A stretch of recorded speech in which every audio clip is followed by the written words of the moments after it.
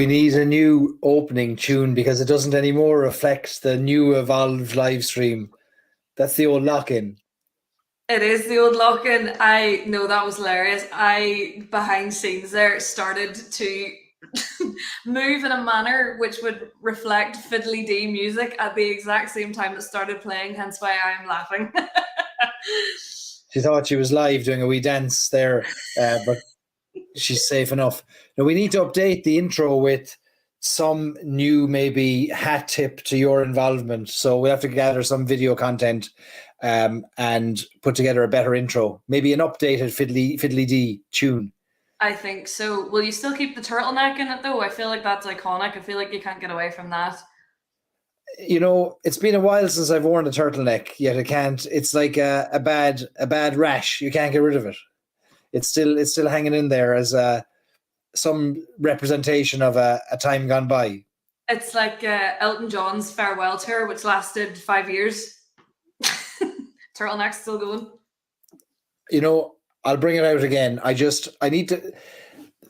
I don't know. There's lots of issues at play at the turtleneck, including changing sizes as we get older. You know, and turtlenecks are smaller than they first felt when they were put on, and maybe a need for new turtlenecks, perhaps.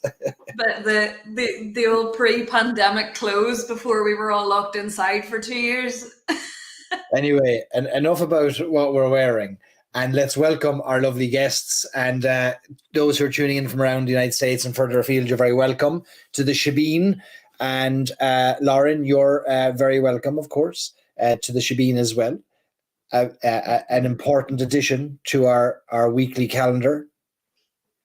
We're still going strong. Your viewing numbers haven't dropped since I've appeared, so we're doing something right.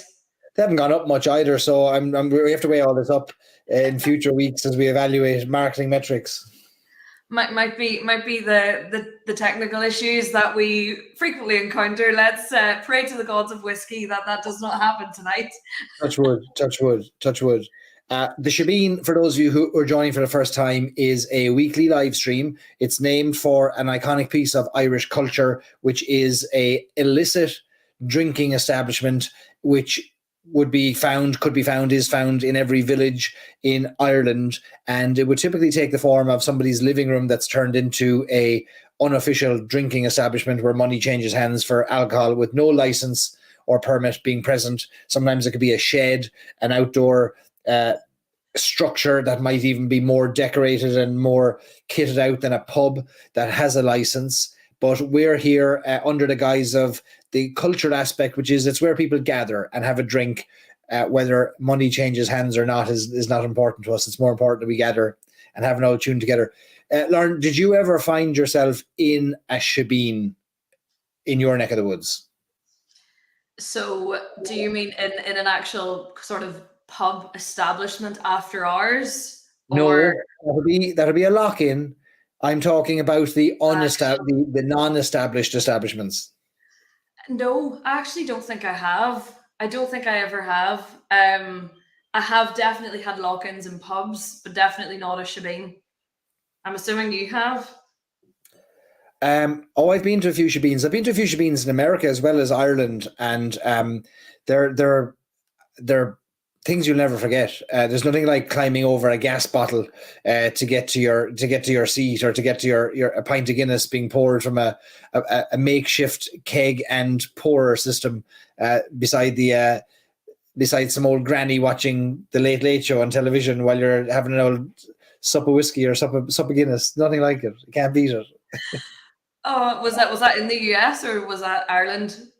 No, that would be Ireland now. I was in one in the US. I remember being in one in Ohio, which they wouldn't have called it a Shebeen. They called it a bar, but I tell you what, I'd be very surprised if there was any tax being paid to the state government now for liquor sold. But you had to climb through, like you had to go through somebody's living room and then out the back. It was kind of a storeroom that also served the alcohol that it was storing. But it was a great place. And but they only served one thing, and it was just Budweiser. And you'd go in and like you mightn't know that this is what it served, and you'd say, "Can I have a Jack Daniels and Coke?" And they'd say, "Yeah, no problem." And they put a can of Budweiser in front of you. Or you might ask for a glass of wine. They, "Yeah, no problem." Can of Budweiser in front of you. Budweiser. Yeah. It's funny now, like so many bars across the world, especially in Europe anyway. I know there's a few in New York too, probably across the States, where they try to replicate a sort of Shebeen-esque vibe or a speakeasy sort of vibe. As you say, you might go through a grocery store and there's a door or a loose shelf at the back, and you pull it apart and there's a bar behind it. So Exactly. We I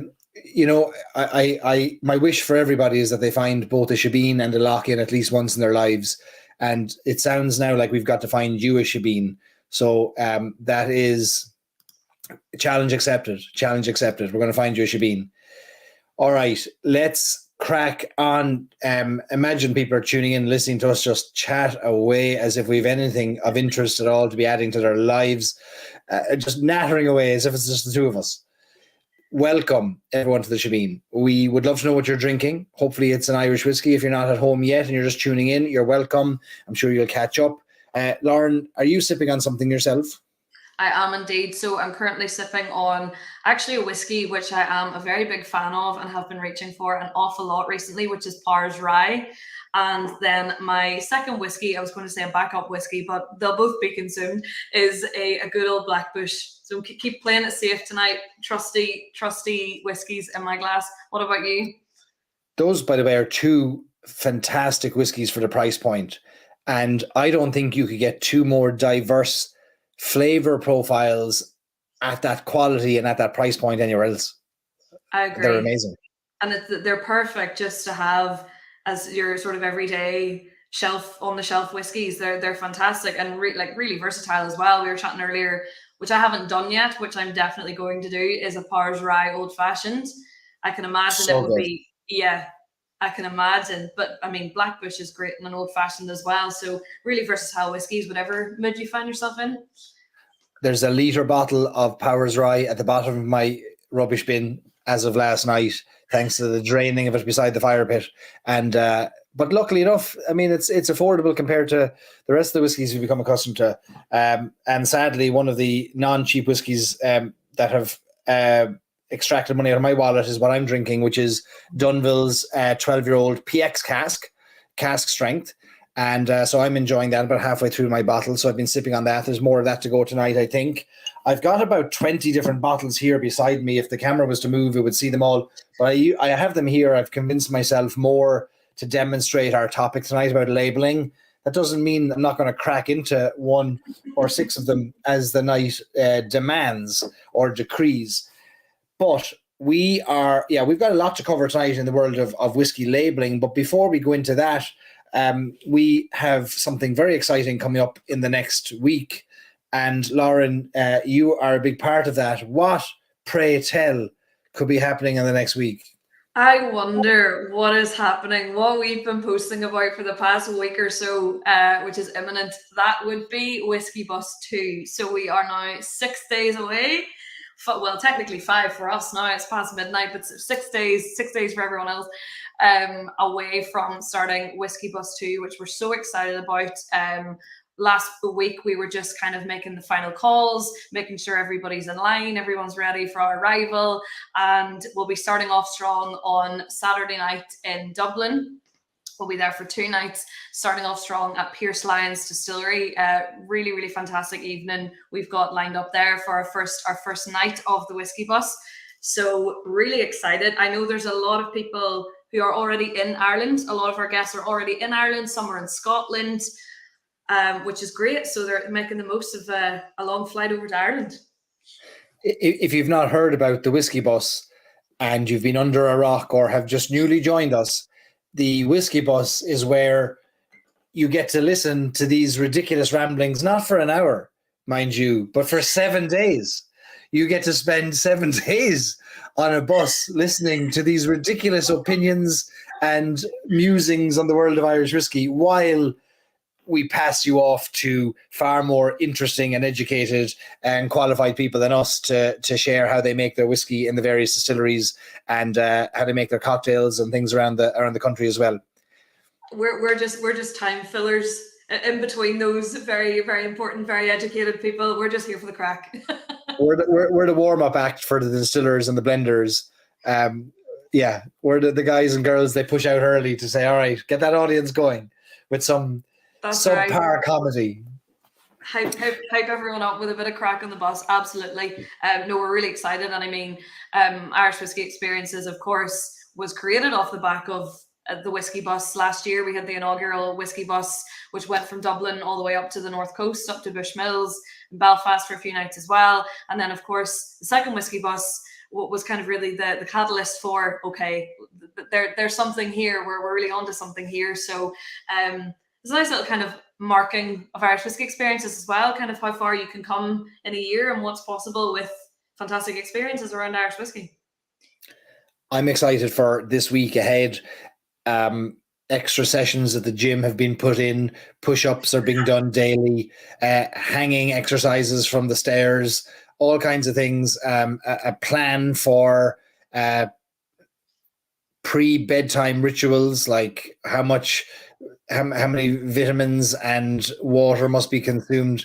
Healthy things so that we can endure the 7 days.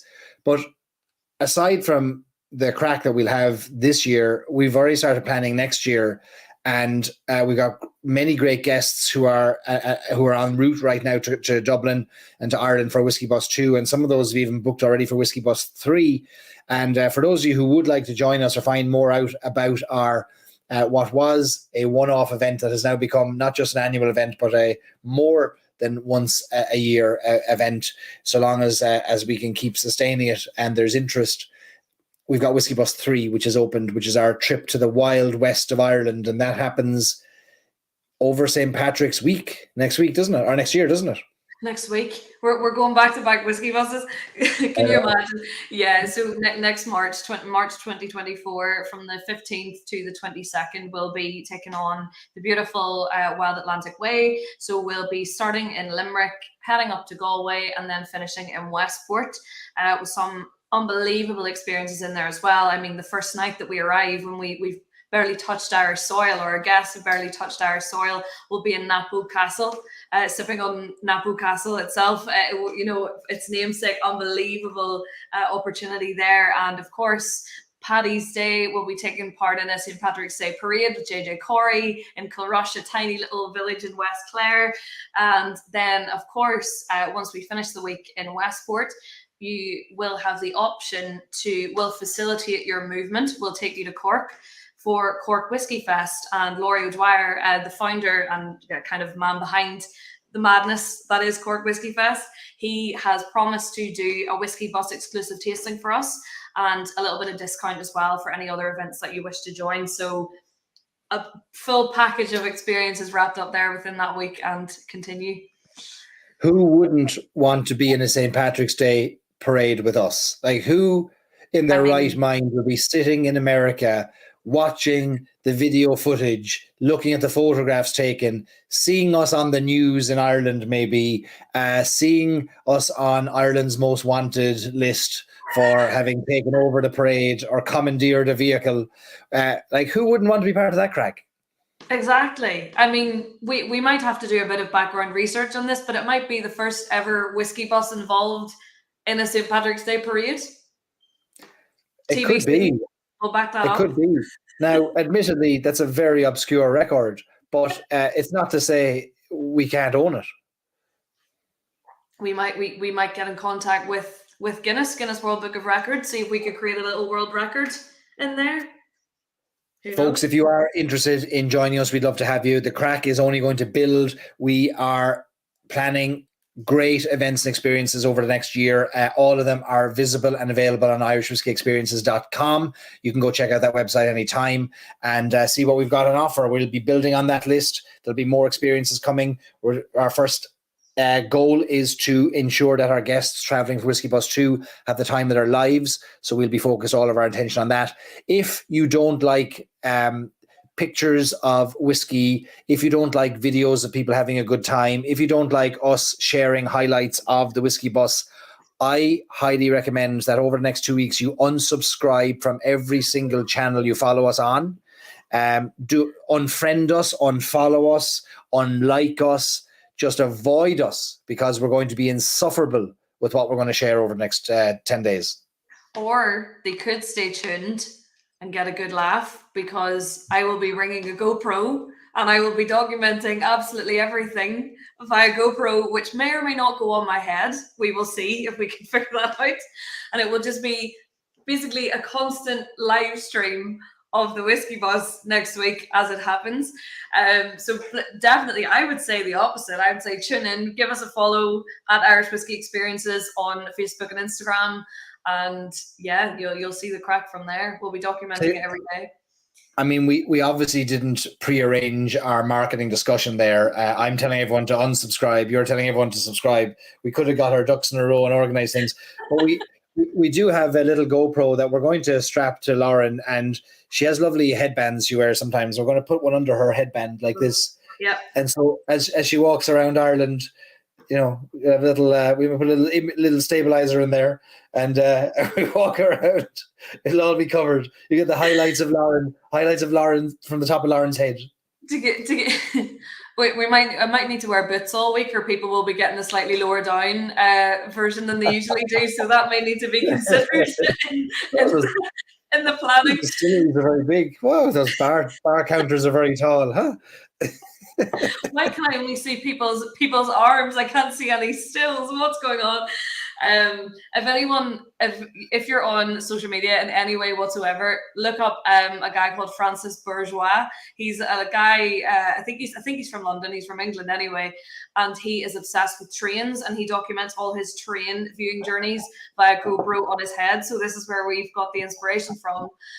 So give him a Google, and you'll see what we mean. Yeah, we're going to have Lauren repeat all of that for all of our viewing pleasure and privileges. In any case, lots to come. So if you're sitting on the fence for Whiskey Bus 3, we'll share the highlights of Whiskey Bus 2 every day, so you get a sense of the crack that we have. All of our experiences are focused on just an expansion of what we're doing right now, which is hanging out, having the crack, drinking a few whiskeys, but in the company of qualified people who make the stuff. And I think that's a good few days. All right, enough of that. We have been summoned here by these good people for a reason, and that's to give them the news. It's to give them a topic. I think we have to start with the news of the week. There are no new whiskey releases to speak of that we had to share with you tonight, but there is some very positive news which was released by Drinks Ireland, the representative body. It is a representative trade group, Drinks Ireland, part of IBEC, the Irish Business Council, and they released their report this year or this week for Irish spirits exports, which have soared by 17% to their highest level ever. So never in the history of the Irish state have spirits of this quantity being exported off the island, and it's a massive achievement, and it's a 17% increase on 2021. And what does that mean for whiskey? So a couple of highlights on the whiskey side. First of all, it's the Irish Spirits Market Report in 2022, and it shows that spirit sales in Ireland in the domestic market were up 6%, and by 10% compared to pre-pandemic levels in 2019. But overall, global sales of Ireland's three protected geographic indication spirits, so Irish whiskey, Irish cream, and poitín, grew in volume terms by 6%. But the report highlighted that Irish whiskey's spectacular global growth continued, with export sales reaching 15.245 million cases. And that is a massive amount. The United States remains the key export destination for Irish whiskey, and the United Kingdom is now the second biggest market globally for export, and it falls just behind Ireland in volume terms. Two markets that have seen significant growth over the last 12 months are Poland and South Africa. In 2022, Poland grew by over 24% versus 2021 to become Irish whiskey's fourth biggest market, overtaking Germany, believe it or not. And South Africa grew by over 31% in volume to move up one place to sixth. There's also great figures relating to Irish cream and Irish poitín. We will put a link to this report into the group again. We put it in there last week, but we'll share it again for those who are interested. But we talk about the historic positioning of Irish whiskey back in the 1800s, and how it was best-selling whiskey in the world at one time. Even those numbers are a fraction, a small, I wouldn't say a small percentage, but they're only a percentage, a fraction of the volume figures, the volume of whiskey that's produced and exported today. So we're doing good things. We are indeed. I would argue that the Irish whiskey fans of America have fed into that significantly. Our group, definitely. There should be a separate line item on these reports for the Irish whiskey fans of America as an export market itself. I agree. Now, if we could only perhaps commandeer an island and declare some kind of country and put the sales through that, a bit like how Microsoft and Google license all their software through Dublin and avail of our wonderfully advantageous tax conditions in Ireland, and make Ireland the biggest exporter of software in the world. Couldn't we do something similar for some random island we find somewhere? I think we should, and I think there should be a castle on said island to encourage folks to come and stay and drink whiskey and buy whiskey. Now, this is a novel idea, Lauren. I've never heard this mention of a castle before. Is this something that you've just dreamed up? Yeah, I don't know where that came from, really. I just kind of thought of it there as a potential option to house vast numbers of people at one time. Just a thought. All in our future, folks, find your friends, your family to tune in, to join our community so that we can execute on our dastardly plans for the world that involve us registering a new country. New country, castle, yeah. Guinness World Book of Records. Sure, it's easy. Be fine. We'd never, ever be accused of dreaming too small. Never. In the world of Irish whiskey, that is the only news we're talking about this week. We nothing else has crossed our desk that we would waste your time with. So that is it for the news, which means that the next thing up is we're going to focus on our main topic of the night, and that is Irish whiskey labels, isn't it, Lauren? It is indeed, and we've both been doing kind of a deeper research into the rules and the regulations which govern what can and can't be put on bottles, what's mandatory, what's voluntary, and a lot of things that have come up. I think I think you'd agree, Barry, because we're in the industry and we talk about these things every day, some of them might seem very obvious to us to place on a bottle, and some of them might seem very self-explanatory. And then there are other things that I've actually learned something from researching it as well, in terms of kind of how you can list vintages and years that the bottles were distilled and so on and so forth. So it's been a really interesting deep dive, and I think there's a lot to debate here. There's a lot. There's an awful lot that we're going to dive into, but perhaps we might start with you grabbing something off your shelf and talking a little bit about, or grabbing a bottle to hand to talk about some of the things that are mentioned on a label before we start going deep. Because like Lauren said, this is a conversation that could go on for hours and hours and hours. There's so much to cover. We've got the highlights reel of this that we're going to go through tonight and cover a lot. But we're going to approach this. I think the important thing to say here is we're both big supporters of Irish whiskey, as if that's not already known. Massive supporters of the industry, massive proponents of the quality of the product, the great people and the places behind it. But we're also consumers of whiskey ourselves. And I made the point talking to Lauren earlier that, and Lauren, you can tell me your thoughts on it, but my position is that I don't think that Irish whiskey labeling today represents all of the best interests of me as a consumer. And we're going to talk about that as we dive into whiskey and what it is today in terms of labeling, what it could be, and maybe what we'd like it to be. I absolutely agree. And I think, as I just said, we've spent a good few years of our lives researching Irish whiskey. You go on autopilot where certain terms are thrown around and you assume that people might know that that's what it means. But to the average consumer who maybe just loves the taste of whiskey, loves having a whiskey every evening or at the weekends, they might pick up a bottle and are looking at it and thinking, okay, there's a word, there's a phrase, I have no idea what that means. And there might not be further evidence or an explanation on that bottle to explain what that phrase means. So I think it's very healthy, as you said, Barry. We're both massive supporters of the industry.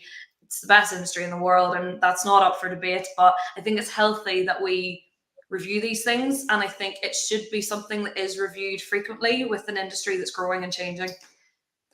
You've got a bottle there which is the best-selling Irish whiskey in the world, one of the best-selling whiskeys, top 10 selling whiskeys globally.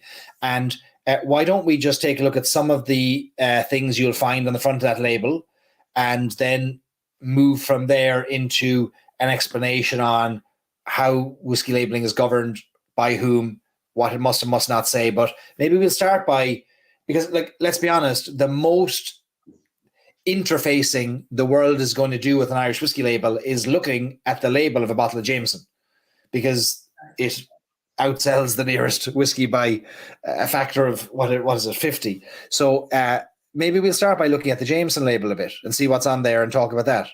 Absolutely. I mean, when we decided that we were going to chat about labeling for this week, Shebeen, I don't think I've ever analysed my bottles of whiskey more, ever. And it's so interesting how some are packed with information, everything that you could ever need to know is on there, and then others don't really say that much. So the first thing you see when you look at a bottle of Jameson is obviously the name Jameson, which is mandatory. You have to have the name of the distillery, of the brand, clear, crystal clear on the front of the bottle. That's a pretty obvious one. Established 1780. Fair enough. It's telling you when the brand was established in Dublin, although it doesn't say Dublin. Triple distilled is, of course, on the front of the bottle as well. You've got their logo on the front as well, front and centre. And then below that, it simply says, smooth Irish whiskey made the John Jameson way since 1780. Even when you have a look on the back of the label, all it lists is the Jameson website, jamesonwhiskey.com. It's a product of Middleton Distillery, Middleton, County Cork, Ireland. It's got a few health regulations on there as well, which we'll come on to. And that is it. We don't know what style of whiskey this is. We don't know what casks it's aged in.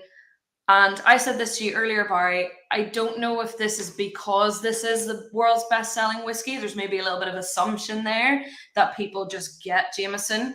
But if you were a newcomer to whiskey and you looked at this bottle, there's not really a lot of information on there as to what the whiskey actually is. Does it say at all that it's a blended Irish whiskey on the front, or does it just say Irish whiskey? It just says Irish whiskey. Okay. And at the very top, it says distilled, matured, and bottled in Ireland, which of course is a requirement. It's a regulation, but there is no mention of it being a blended whiskey.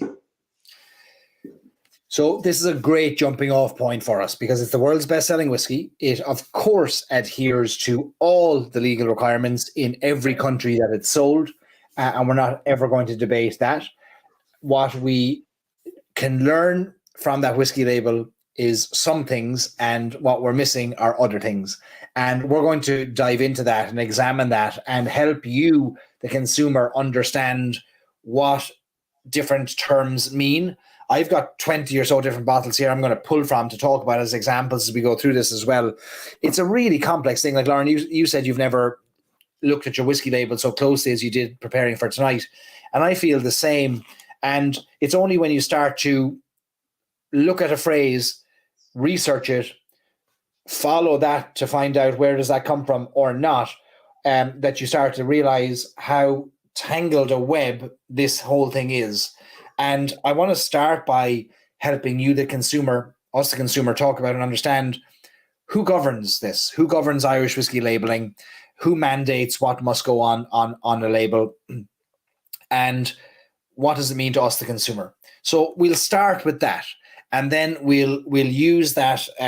We'll take your questions as we go. Now, I'll also add in here, I have never submitted a whiskey label for approval from any body in any country. When we do Stories and Sips Whiskey Club releases, we work with the distilleries and we rely on them to do their submissions of their various labels. So some of the information, if you're a distillery, a brand listening in, watching live or on the replay, if you would find fault with what we're saying, would you please let us know? We are as good as the research we've done, but we're not whiskey legal scholars, and we're not whiskey producers. So we'll just lay that in there. But we have, between the two of us, Lauren, you're longer in the industry than I am. Between the two of us, we've about 17 years in the whiskey world. So we'll, for whatever's that's worth. An educated opinion, let's call it. 17 years, but it was concurrent sentences. It wasn't consecutive. But I even said to you earlier, Barry, like one of the things I was researching, like in my head, it was common sense, but I actually didn't even think of it as being a regulation. And we'll come on to that later, especially when we talk about the next bottle. But it's what I love about this industry, as you kind of research topics and you focus in on topics, there's always something to learn. I think the day and hour that you think you know everything about a topic is the day you should probably call it quits, because that day should never come. It should always be a learning journey. That's right. So let's start with who governs whiskey labeling. So all of the labels you see on all the bottles, if you turn around in your seat and look at your shelves and grab a whiskey bottle that has that is an Irish whiskey, then you can be guaranteed of the following things. The first is that Ireland's whiskey labelling is ultimately governed by the European Union. So Ireland is a member state of the European Union. It joined what was the European Economic Community in 1973, 1st of January 1973. It joined with Denmark and the United Kingdom. And by becoming part of what is now the EU, European Union, was then EEC, then became the EC, then the EU, we agreed to be part of the rules and the regulations and the legislation that came from Brussels as a central legislative body that would create rules for the entire union, and then individual member states would be able to create their own laws to support and stay aligned with those. So there's various regulations and laws, of course, that are that every state within the European Union must adhere to. Food safety, labeling, spirits legislation happens to fall under European Union laws. So at the highest level, the European Union has a directive for what can and can't be displayed on spirits and what must be displayed on spirits labeling. Underneath the European Union, you have your independent member states. So your individual member states. So Ireland is an individual member state of the European Union. So at the Irish national level, the Irish government has a responsibility to enforce the European laws that it has agreed to be part of. Within the Irish government, then you have the departments that are responsible for enforcing and supporting and policing and enacting the rules regarding labelling. So in Ireland, the two main bodies today, the two main departments that have responsibility for labelling are the Department of Agriculture and the Department of Revenue. And those two bodies between them will approve, evaluate the submissions for labelling, and also ensure that there's compliance with the European Union directives on what a whiskey label must contain. Now, because Irish whiskey is what's called a geographical indicator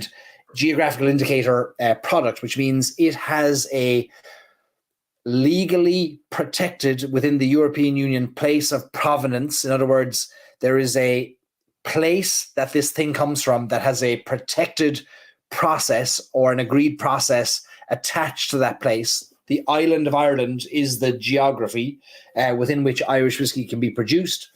And within that geography, within that geographical region, there is an agreed set of processes for what Irish whiskey can be in order to be called Irish whiskey. So in addition to the European laws that come down to us from Brussels that are supported by the Department of Agriculture and the Department of Revenue, there are the technical file rules and regulations, which is the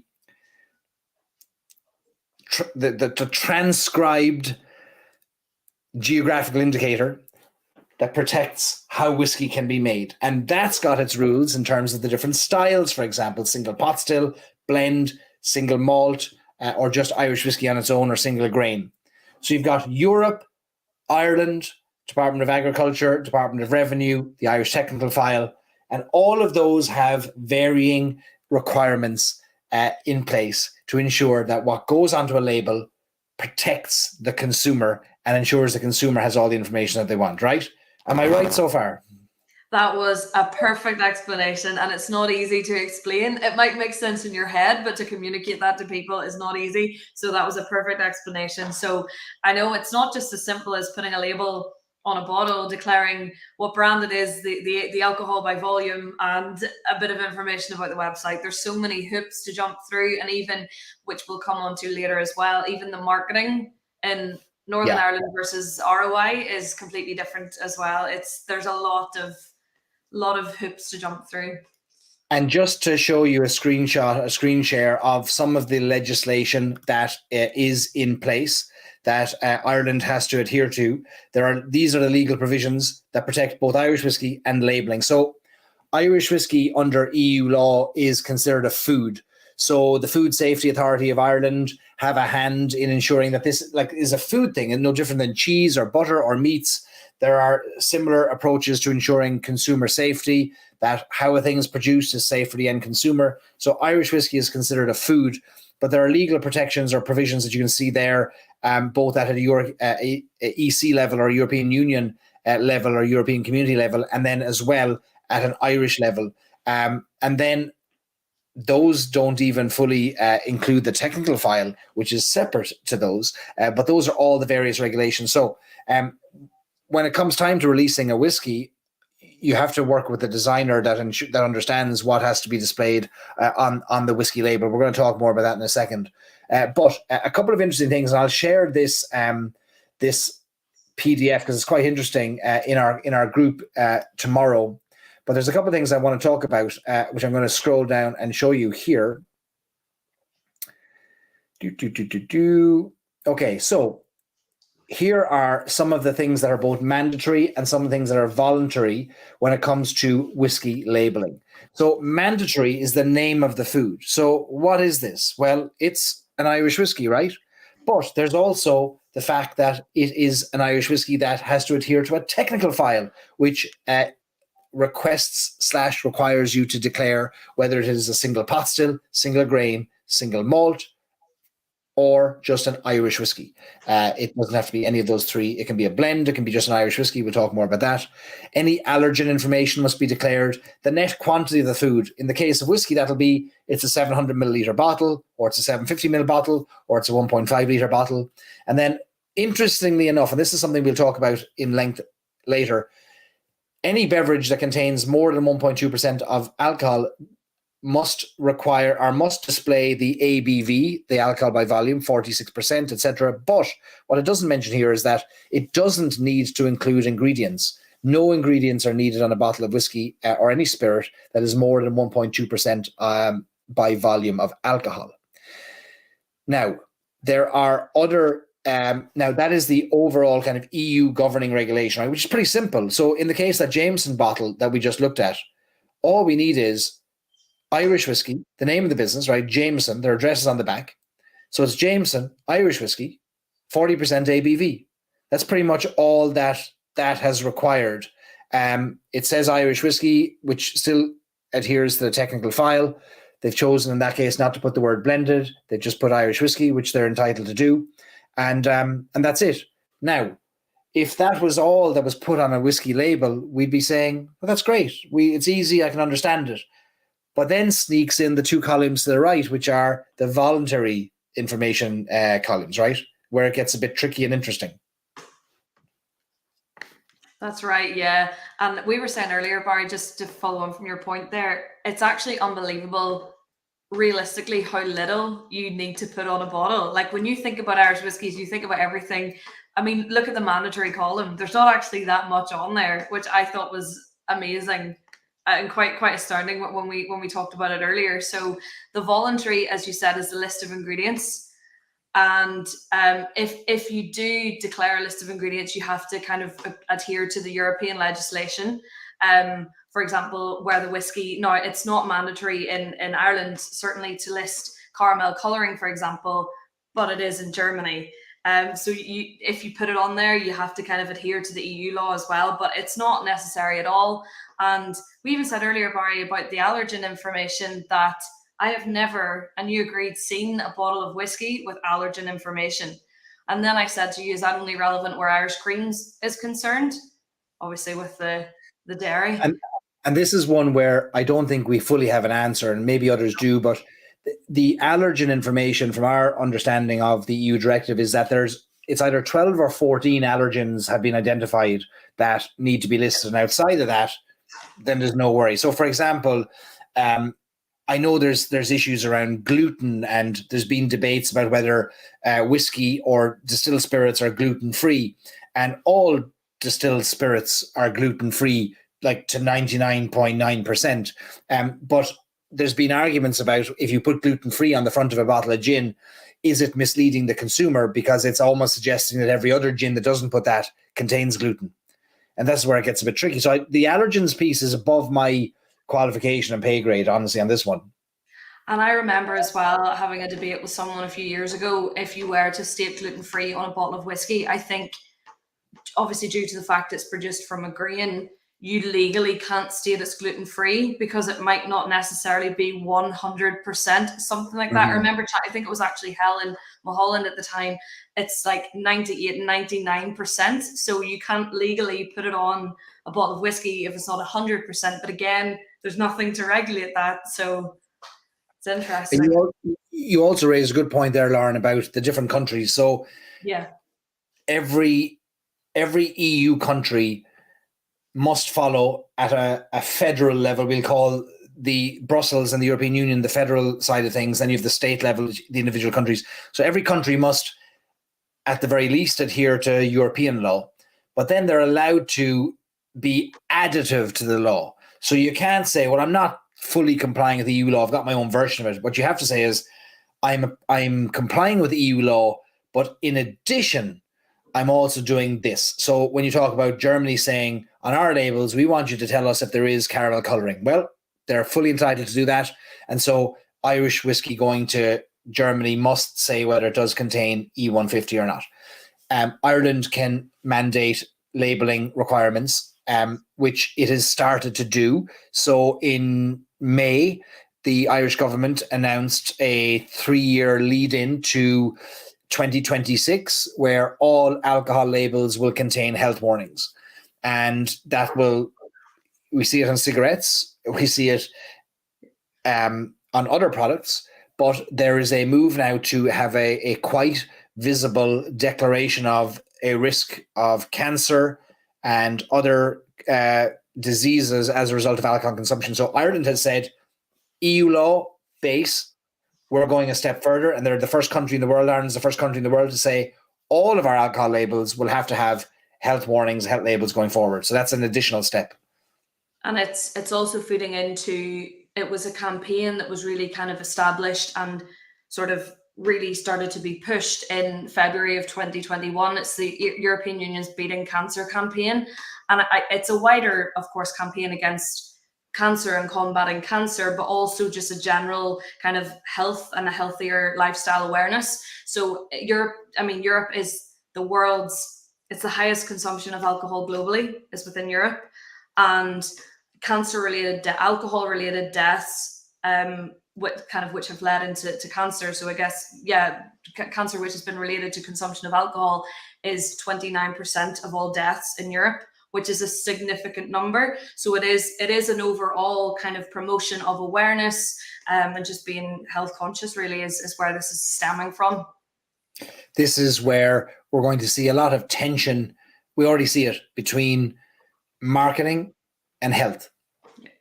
And no one in their right mind is going to argue with a responsible approach to alcohol consumption and a somewhat supported, perhaps, situation at a government level where that is helped, and there are programs in place to educate and to help and to ensure that maybe we have information we need.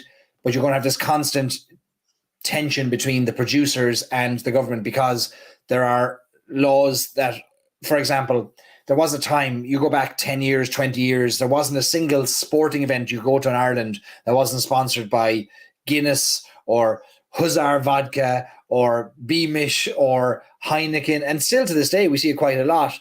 And to get around this ban, more recent ban on advertising alcohol at sporting events, we've got Guinness Zero, we've got Heineken Zero, we've got there's talk of proper forged stout zero, all to get around the, well, I'm advertising a non-alcoholic product. How can I be flouting the law on alcohol advertising? But there's also a ban on advertising within a certain number of meters of schools and bus stops, and that tends to conflict with a sign that might point towards a distillery, because now that sign is in breach of the alcohol. I have to pull up the name of the act, but is in breach of it. So you might have an Irish government that on one hand wants to promote the category of Irish whiskey and tourism, that in another building or another department in the government has a group of people saying,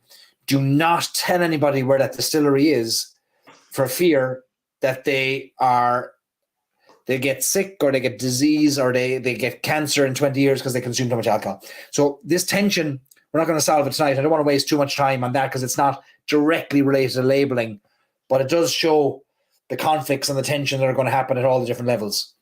Exactly. I think it is relevant because it shows the overall movement of the EU, which I guess determines essentially everything that happens in Ireland. It's the public health bill, I think it's called, Barry, public alcohol bill is what it's called, which links into the minimum unit pricing as well, which again we'll not go into because we'd be here all night.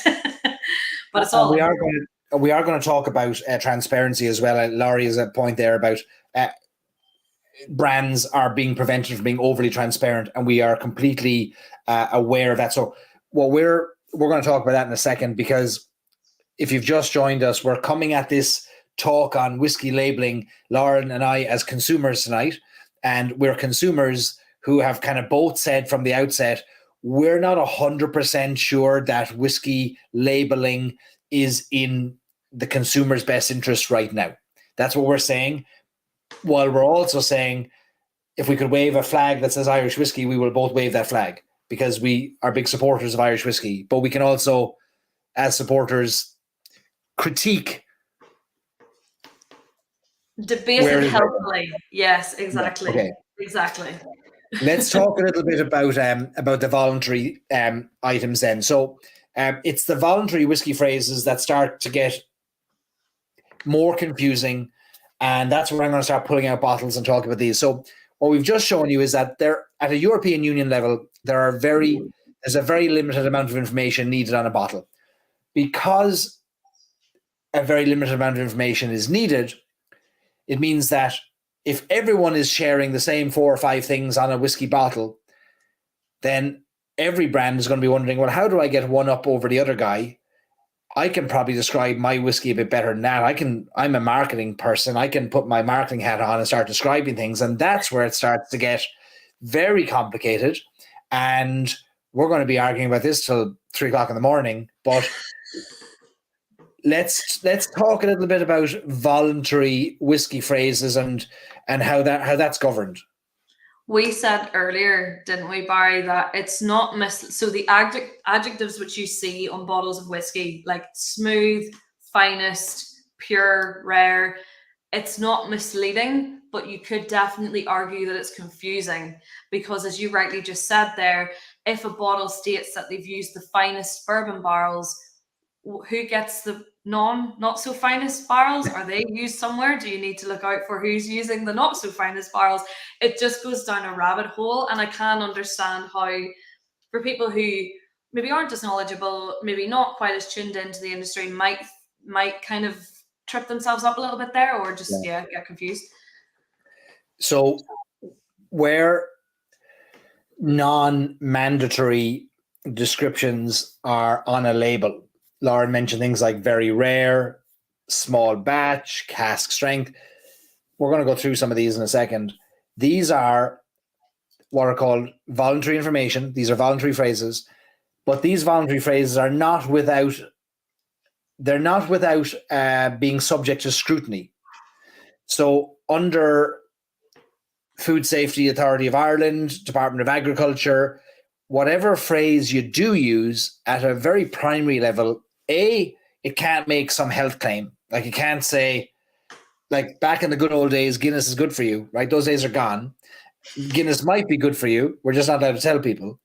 And it must be a claim that is provable, or it must be a phrase or some description that if, and this is where it gets even more, I suppose, ridiculous / complex, should the Irish government want to investigate whether those barrels are double charred or not, you should be able to prove that they are double charred. Now, I suspect there is an element at play here of, well, who's going to come looking? So let's throw that up there. And there wouldn't be the resources to examine what small batch means or what very rare means. So have at it.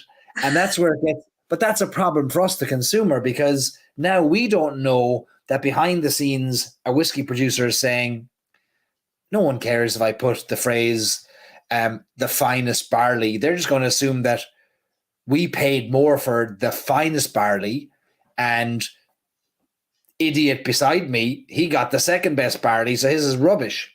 But it's also, I read two fantastic examples of this earlier. So when a bottle of whiskey states rare, it's like, okay, how rare? Rare to one distillery might mean 20,000 bottles, and to another distillery it might mean 50. So it's kind of like, how rare is rare? Is it the casks are rare? Is it the number? You know, it's very ambiguous. It could mean both things. And the other thing as well was, maybe for a less educated consumer, is the word old. So is the whiskey old, or is the barrels that it's been used to age in old? What old are we talking about? I think it does leave it quite open-ended, which could be seen as an issue. It does. It can be an issue. It does leave it open. Before we talk about some of those phrases, because they are the things we hero sometimes, the technical file there is this piece that's sitting in the middle between European Union legislation, which is enforced by the Irish government, and then also the voluntary information, which gets added in. But that bit in the middle, I say bit in the middle as if it isn't the defining feature of Irish whiskey, is the technical file. And the technical file at its top level is saying that there are 3 styles of Irish whiskey, and these styles are unique to Ireland. They're protected, the island of Ireland. And where you produce a whiskey in Ireland that adheres to the definition of one of these styles, pot still, malt, grain, or a blend or 2 or more of those, you must declare that on the label. So a geographical indicator requires you to declare that. Now, the last one there is a bit ambiguous, which is if you're a blended whiskey, you're required to declare that. That is a point of maybe argument, because you're saying you have a bottle of Jameson there, it doesn't say blend on it. Okay, so I think the blend might be exempt. I think it's the 3 then. Yeah. Although I looked at a bottle of Bushmills Original earlier and it did say blend. So I guess that falls into the voluntary. Could you argue that's voluntary? Well, it is obviously voluntary. Well, this is where it starts to get interesting. As if it wasn't interesting already. So I have a bottle here from Middleton Distillery. It's a bottle of Method and Madness. It's malt and rye. And this is what's called an Irish whiskey. It's not a blend. It's not a pot still. It's not a grain. And why is it called that? Because it's a whiskey made from a mash bill of both malted barley and rye grains. And it's made in such quantities that doesn't, and such ratios and percentages that the mash bill doesn't qualify it to be part of the geographical indicator / technical file. It's just, but it was a spirit distilled from a fermentable grain, aged on the island of Ireland in a wooden barrel for at least 3 years in a revenue-approved warehouse. So it is an Irish whiskey, but it's not a geographical indicator technical file, nor is it a blend. Yeah, it's mad. So it's like Pars Rye as well. We said that earlier. What I literally have just finished. Pars Rye is the exact same, and we Clare Island as well. It's you know, you can't call it, what is it? It's whiskey, isn't it? Because it's not Irish whiskey. Yeah, exactly. Clare Island is not an Irish whiskey, no. No, because it's Spirit not drink. matured On the island of Ireland, it's in an island off Ireland, which is it just gets so technical and confusing, doesn't it? So I think you don't have to say blend.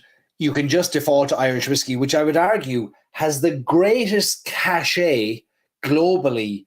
And I've had this argument with, and I'm a massive pot still supporter, but I would argue that the words pot still, the phrase pot still on a global stage doesn't even hold a candle to the phrase Irish whiskey. And so if you can just put Irish whiskey in front of your label, honestly, to the vast majority of people, that's as good as they want to know. It's only when you get to be the Egypts like us who want to go deep into, is it, how many grains, where was it matured? Like we care so much about all these little pieces. That's when it gets important, like what's on the label. We're sitting at 1 a.m. Irish time dissecting labels of Irish whiskey. Mark has just asked a great question there about does Bushmills need to follow UK rules versus Irish rules? You could argue the same for obviously any distillery in the north, Ecklinville, McConnell's, Cullowen, so on and so forth. The technical file is on an all Ireland basis. So it's determined on an all island basis. So it's Irish rules. Yeah, the only thing you'll see different on the bottles from NI is the UK duty stamp, and that's the only difference you'll see. Lauren, you had a great point earlier when we were chatting about. So the island of Ireland has had this, which is it's my favorite story to tell about geographical indicators. How it's the only geographical indicator in the world that spans two countries or two regions, the Republic of Ireland and the North. You can decide whether you call the North a country, a state, or whatever, but a region. And it spans two regions on one island. Like Champagne doesn't do that. Parmesan doesn't do that. Champagne, none of those things, they do that. But Irish whiskey does. And the reason being that Irish whiskey predates the partition of the island. And therefore, it was created long before there was a border real or invisible on the island. But while there's an all-island agreement on what Irish whiskey is, there isn't an all-island agreement on what Irish whiskey marketing is. Yeah, that's exactly it. And this kind of links into what we talked about about 45 minutes ago, who knows when it was, about the alcohol bill that was introduced into Ireland. I think it was 2018, correct me if I'm wrong, I think it was around about then anyway, which was the minimum unit pricing, but also the marketing abilities for whiskey, and not just whiskey, but spirits in general, in ROI versus NI. So when I worked for Bushmills, this was an issue that was encountered quite frequently, was how can you market in the both states, we'll call them states for argument's sake. So in ROI, as you mentioned earlier, Barry, you can't advertise within certain distance or radius of schools, at bus shelters, basically anywhere that people naturally congregate. But in NI, it's completely different. You have out-of-home advertising. You can advertise wherever you like. There's no regulations. You can brand taxis. It can be anywhere. So it even comes down to, as you said earlier, not just the labeling of it, but the actual physical selling and marketing of it as well. So it's a minefield. That's the easiest way to describe it. Really is. At a European Union level, the argument to be made at a EU level that they're trying to standardize in order to protect the consumer, so that we know what to expect when we take a bottle off a shelf. We can feel confidence in what we're buying. If something says a thing, we know what it means. But what that also means is that when you create a framework like that, you have to perhaps not allow other elements to sneak in that might be to the consumer's advantage, and where we might want more information because Ireland is part of the EU, we might not be allowed to put it. And one example of that is with regards to age statements and age of components. And I feel like we're jumping all over the place here, but hopefully people are following along this rambling ping pong of a set of topics. But it's making sense in my head. If there's one more person that makes sense, okay, fine. That's good enough. So age statements on a bottle of whiskey. So anytime you see an age statement, whether it's numerically or with the letters, that's not telling you how old the whiskey is. It's telling you how young the whiskey is. In other words, the youngest component in that bottle per EU law must be declared. So if I've got a bottle that's 60% 30-year-old whiskey and 40% 3-year-old whiskey, that is now a 3-year-old whiskey on the shelf. If I choose to put an age on it, it's a 3-year-old whiskey. The 30-year-old whiskey cannot be declared. I can't talk about it. I can't tell people about it. And that's a problem for some of the smaller distilleries who now want to say, well, look, I've got 4 or 5 different components that have gone into my whiskey. And I want to tell everybody the age of each of these components. And I want them to understand that. And I want to put that in the back label. And on the front, I'm going to put, it's a 5-year-old whiskey. But on the back, I'm going to show how some of it is 13, some of it's 11, some of it's 5, or some of it's 6 or whatever. Well, the EU and then the member state, let's say Ireland, is going to say, no, you can't do it. You can't do that. Because in the line of sight of your human line of sight, you must show the age of the whiskey and the age of its components, or the year it was, or the month and year it was distilled, the month and the year it was bottled. You have to have those 2 things together, or 2 of 3 things together. I'm going to share an example of this. And this is where Cologne comes in as well. But Laurie mentioned that exact point earlier, that sometimes you're not allowed too much transparency in terms of your exact point that you just mentioned there, Barry. So yeah, you rightly said Brandon had issues with it. So this is a picture of the back of the latest Polaris release from Two Stacks. Great whiskey, and love Two Stacks and what they do. And what they've got here on their label is, up at the top, you see this is a blend of 2 different styles of whiskey, single malt and single pot still. The malt was distilled in March 2016. The pot still distilled in September 2016. And then the whole thing was bottled in July 2023. Now, because both the distillation and the bottling, they're the 2 important numbers there, 2 important phrases, that those 2 are within our line of sight. In other words, I don't have to twist the label. I don't have to twist the bottle. And I can see that. That's legal.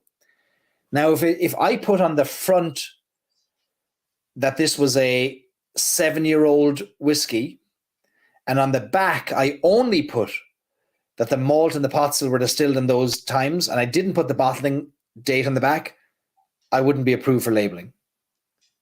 And I think if I'm not mistaken, that's where Cologne got into trouble, was sharing the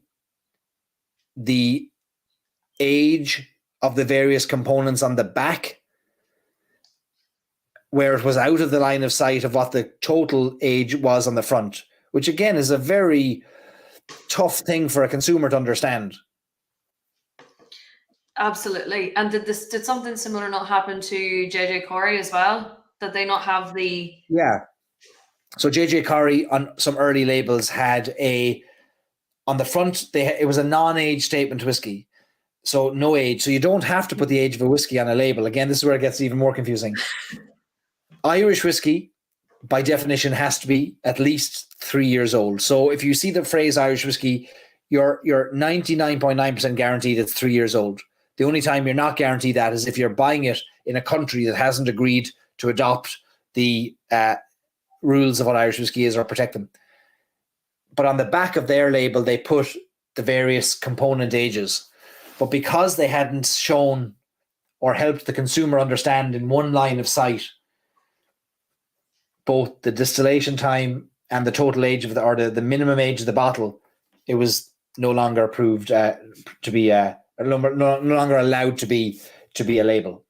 That's crazy. Tony's asked a good question, is refilled the blended date. So Tony, when you see that on a bottle of whiskey, for example, say maybe a whiskey's been aging in bourbon and sherry casks, let's say 8 years for argument's sake, and then you see refilled or recast on that date, that usually means it's been finished in a different barrel. So it could be Marsala, Madeira, whatever. But yeah, essentially that's when it's been refilled or married into another cask.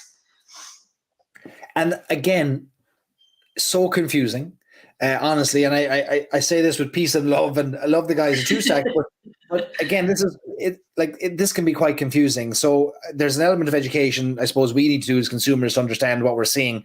But there's also, it's things like this where we have to discuss and debate what is and what isn't allowed, and why is a thing there that way. And it might not be because, like, Two Stacks might have said, well, we would actually prefer to share it a different way, but EU law said, or His Majesty's Revenue and Customs said, well, actually, it has to be another way. That's why it's displayed like this. Now, there's a few other questions that come in here. I want to take them really quick before we move on. But Bud has a question: who legally defines pot still whiskey, since that is properly Irish? So there's actually two parts to that question, Bud. The first thing is, in Ireland, Irish pot still whiskey or pot still Irish whiskey is a legally protected term both in Ireland and the European Union. And it is determined by what we call the technical file, which is the description of the process of production, the mash bills of that particular style. So the Irish government, the Department of Agriculture, submitted their version of what pot still is to the European Union. It was signed off and enshrined into European, like the law in like European Union respects the technical file and the geographical indicator. When you say it's properly Irish, that's where it gets debatable. There is pot still whiskey being made legally in the United States. There's pot still whiskey being made legally in Australia. Pot still whiskey being made legally in many parts of the world. It's Irish pot still whiskey or pot still Irish whiskey that is the thing that's protected in Ireland. That's protected by the government. But you can make pot still anywhere in the world. But the different parts of the world will determine what that means. And Ireland, I think, and somebody will correct me if I'm wrong, but I don't think there's another jurisdiction in the world that has enshrined into law what pot still whiskey is. I think Ireland is the only country that has a legally protected definition for pot still whiskey. No, I agree with that. That's definitely true. Okay. Chris wants to know this deals with the label. Can the distiller offer the transparency information through other means like their website? Chris, thank you for being the perfect plant in our audience tonight. The check is in the mail. We'll definitely be in touch. Great question. And Lauren, this would be a good time to maybe use this as an example for what can additionally be shared. I think so too. And as you rightly said earlier, Barry, I think Waterford is the perfect example of transparency in terms of their massive message behind terroir. They link the barley to the farm that it came from, and there's just transparency from field to glass, from the beginning of the process right to when the whiskey ends up in the bottle.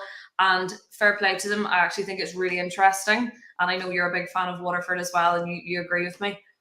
So Waterford I was the most skeptical of Waterford when I first started hearing about them. There was this word terroir, and I tell you why I was skeptical. It was mostly because I didn't understand it. And I thought, do you know what the best solution to something you don't understand is? Not learn more about it. No, be skeptical and tell everybody this is terrible. How dare they do this thing I don't understand? But eventually somebody suggested I should learn something about it. And I did, and I visited the distillery, and they said, oh, we've nothing to hide. We'll open the books. We'll show you everything you want. Ask any questions. Who do you want to spend time with? We'll answer it all. And I left the distillery a convert to their approach to transparency and, yes, terroir, or this provenance of grain and where it comes from, is important. Waterford doesn't have much information on their labels. You'll notice it's a very sparse label here. And then on the back, they have some description. But what they had there is a little code. And it is what's called a terroir code. And I can put this code into their website. And in return for my effort, I can get oodles and oodles of pages of everything from the color of the shoes the farmer was wearing on the day of harvest, to the license plate of the truck that picked up the grain, to the moisture content in the grain before it went to into fermentation, to brewing. I can get every data point I want on this whiskey. So if you're a whiskey fan, and I'll happily put a link to a terroir page or a terroir code page into our group tomorrow that you'll see. If you're a whiskey fan, you want to know everything about it, like how much of what grains are in this. In the case of Waterford, it's always 100% malted barley. But how long did it take? How long was distillation? How long was fermentation? What temperatures? What did the birds sound like in the field on the day that the harvest took place? Believe it or not, there's a sound cloud. You can press play and you'll hear it, and you might hear a little bee buzzing by the grain. Listen, it's wild stuff. So that takes labeling to a whole new level. It's basically saying, look, there isn't enough space on the old bottle here to put everything we want you to know about what goes into our Irish whiskey. So I would hold them up as a great arbiter of transparency. Now, you might say, look, Cologne Distillery, JJ Corrie, they haven't been allowed to put certain things on. No, they haven't, but they're all able to do what Waterford did, which is, to Chris's point, can they share more information with us? Absolutely they can. They can absolutely share it. But let's go back to some of these other voluntary phrases, because the danger is here now. We go down so many rabbit holes. Even a phrase like cask strength. What does that mean? Yeah, you said earlier, Barry, which is a perfect example, a guy, and he was like your taxi driver, you were saying, who was a whiskey fan, whiskey drinker, and you tried to explain cask strength to him and he had no idea what it was. It's the same idea with chill filtered, non-chill filtered. Your average consumer is 9 times out of 10 not going to understand what that means. So I would be a massive advocate for QR codes like that, with just a little video description, a link or something that would explain further than what's on that label. And I think all of us in here, everyone watching, me and you, Barry, we're so familiar with these terms, and we use them almost like a throwaway statement in our day-to-day lives that they almost lose meaning to us, and you kind of forget. You will eventually encounter someone who's never heard of that description in their lives, and it might be difficult to explain it to them as well. So I'm all for that transparency information. So where there's a voluntary phrase, cask strength is a voluntary phrase, non-chill filtered is a voluntary phrase, no color added is a voluntary phrase, where you start to introduce aspects of production as points of differentiation into your whiskey, and you add them to the label. What you're now producing are voluntary phrases which, according to the Food Safety Authority of Ireland, according to EU law, you must be able to prove them should an inspector come out. And that goes all the way down to the finest oak, the finest barley, or where somebody says we source our barley from within 100 miles of the distillery. Great. They should be able to prove that. Other phrases would be things like small batch, very rare. The list goes on. Those are all completely voluntary, and I would argue 95% unverifiable or unchecked or completely subjective, and they get into this crazy, awful state for us as a consumer where we're wondering, how is this Middleton very rare still very rare when there's north of X thousand bottles or X 50,000 bottles, wherever it might be? I don't know the number. Is it very rare? Or is a bottle of our Stories and Sips 220 bottles of Cologne, would that not be maybe some of the rarest whiskey of them all? But it doesn't even say very rare. So there are these voluntary phrases, and if you pick any bottle, you could look at those and examine them, and you can and feel free to get some off your shelf, and we'll talk about them. But there's a few here that I want to talk about.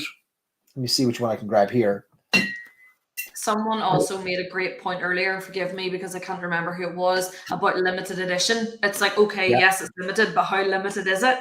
It's where does that line get drawn? And unfortunately, there isn't a measurement on that at all. Absolutely. And there's other great questions there, like, can you add color in Irish whiskey? So we talk about color. You can. It's the only thing you can add outside of production to Irish whiskey. But color, I think it probably should be explained a bit. It's not like a artificially created can of coloring like food dye. So what it is it's caramelized barley. It's caramelized sugars derived from the barley, typically, that have been liquefied. So you've got this kind of a dark brown goo that gets added in at production level to ensure consistency of color. And you'll find it mostly added to whiskies that are at the mass market level. But it's called E150 technically it's an E150 is what it's called. Yeah. And this is something else as well, which I find quite interesting. And again, Barry, follows on from your point. So many people, and I've heard so many people say this over the years, and again, I think it's just a misinformation thing that everyone says it doesn't really have a flavor. It actually does have a little bit of a flavor. Not that you'll notice massively, but it is something which has flavor. So many people say it's no flavor whatsoever. In my WSET days, which is the Wine Spirits Education Trust, when I was studying spirits at level 2, they tell you that that's probably one of the biggest pieces of misinformation in the industry, is that caramel coloring doesn't have a flavor. It does. Obviously, it's mainly to add color and it's for consistency and so on and so forth, but it's just another interesting piece of information. Lauren, did I detect a little bit of a humble brag there? Wine Spirit Education Trust level 2 educated co-host we have here. No, it wasn't. It wasn't a brag. It was just backing up my information. I think what I detect from that is that we actually have a qualified person to talk about it here, and that person's definitely not me. Let me tell you, the Wine and Spirits Education exam, it was no joke. It's a lot of information in a very short space of time. It was over COVID, 2021, still in that weird COVID lockdown sort of period. I did it online, got the qualification, and then last September in London, I flew over for a week and did the educator course. So yeah, if anybody wants a WSET educator, you've got one here. Laurie has disputed and debated my. He says my understanding is it's produced from overcooked sugar, not grain derived. My understanding is different. Is that, and I will quote the very knowledgeable website foodadditives.net, which talk about E150 and how it is a. Let me see. It comes from E150 malt syrup in general derived from barley or the lactose from milk. So again, I am not a chemist, I'm not a biologist, I'm not a distiller, and I think it would be a great thing to dive into to figure out where exactly the E150 comes from. But most of our research points to barley derived, the sugars from barley, whether that's an industry talking point or not. But yeah, quite a lot of it here, our research points to caramel color derived from wheat or barley. Yep. Anyway, Sorry, Barry. Fat Daddy's just asked a question there as well. What's the flavor? So it's actually quite misleading. Once again, speaking of misleading labels and so on and so forth, you would think it was quite sweet. It's actually bitter. So it has a bitter flavor. Again, I've never personally tasted it on its own, nor do I have a desire to, but it is quite bitter. Now, when you're adding it to a huge batch of whiskey, that won't really translate into the whiskey. So again, that's the kind of thing where that kind of misinformation comes from, that it's purely coloring, but you won't really pick it up in whiskey when it's made in a batch as big as they typically are. But yeah, it's bitter. Yeah, it's a big talking point. But it does have to be naturally derived, like it's a naturally derived color. So that'd be a great study all of its own as to where distilleries are using it or getting it. What is the what is it made up of? Anyway, we'll come back to that one. The on the topic of voluntary whiskey phrases, so there are other confusing elements that go into the voluntary whiskey phrases that actually clash with the mandatory whiskey phrases. So, for example, if I was to hold up a bottle of Glendalough, and I don't pick out any whiskey company by individually here, but more to make a point, the name of the company must be displayed. Now, would there be some expectation? Would there be some expectation that a whiskey called Glendalough, Irish whiskey single malt, as a consumer, where would you expect that to be made? Glendalough, exactly. But what if I told you that this whiskey was not made 7 years ago in Glendalough and was made elsewhere? And this is where it gets confusing, is because in it, not only are we fighting with the voluntary whiskey phrases, we're actually fighting for understanding of the mandatory whiskey phrases. So Jameson is fine in the sense of, and I say fine, maybe it's not fine, because up until very recently, Jameson had on some of their whiskey bottles the Jameson Bow Street Distillery as being the source of their whiskey. For example, their Jameson 18-year-old, especially their Jameson 18-year-old Bow Street. But there hasn't been a drop of whiskey distilled at the Jameson Bow Street Distillery since 1971. Now, they might mature whiskey there, but does that give them the right to say distillery? And this is where there is a lot of discussion and debate in the Irish whiskey world at the moment as to whether a whiskey that is not made in a place is allowed or should be allowed to use the name of that place. And I'm not just talking about sourcing whiskies, and that's a whole separate topic we'll come into. But the Scotch Whisky Association would vociferously and vigorously defend or prosecute, to the best of their ability, a whiskey that claimed to be from somewhere in Scotland that wasn't made there. They'd come down on top of them like a ton of bricks. Likewise, they would protect a whiskey that came from a certain area. In other words, it was distilled, matured, however, produced, however they define production, in a certain area. So, for example, there can only be, if a whiskey is made in Lagavulin or Lafroig, it's only whiskies that are made there can use that name, right? And we now know, well, those are two distilleries within those towns, within those little villages where that whiskey is made. In Ireland, we don't have that protection. We don't have that defense of place. So we have the unfortunate position for a consumer who might see these two whiskies on a shelf together and say, well, if Waterford, this is where it gets even more tricky, but Waterford is made in Waterford, even though it says Ballybannon on the label, and whereas Ballybannon is in County Carlow. Ballybannon's in County Carlow, Waterford's in County Waterford, Glendalough is in Wicklow, the whiskey's from West Cork. How do we as a consumer know what's what? And how do we make our choices as consumers if it's not protected for us, or if we don't have confidence in the system, how will we have confidence in the whiskey?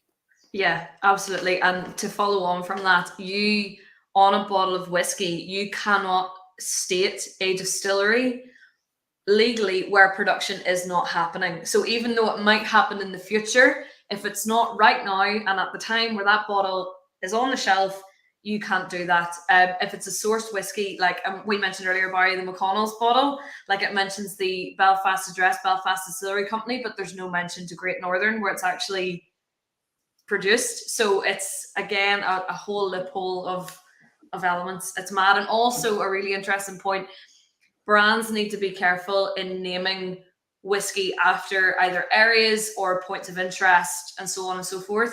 For example, if you named a whiskey, now I don't know why this has come to my head, but say you named a whiskey the Mary McAleese Bridge, right? There's no distillery there. So does that then confuse the consumer to thinking, oh, hang on, there must be a distillery in and around that area, even though there might not be? So it's, yeah, an interesting one.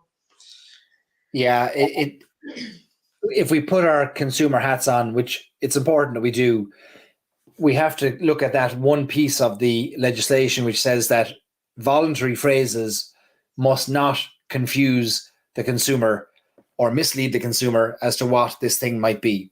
And we're still not even touching the whole topic of sourced whiskies, which we'll get to in a second.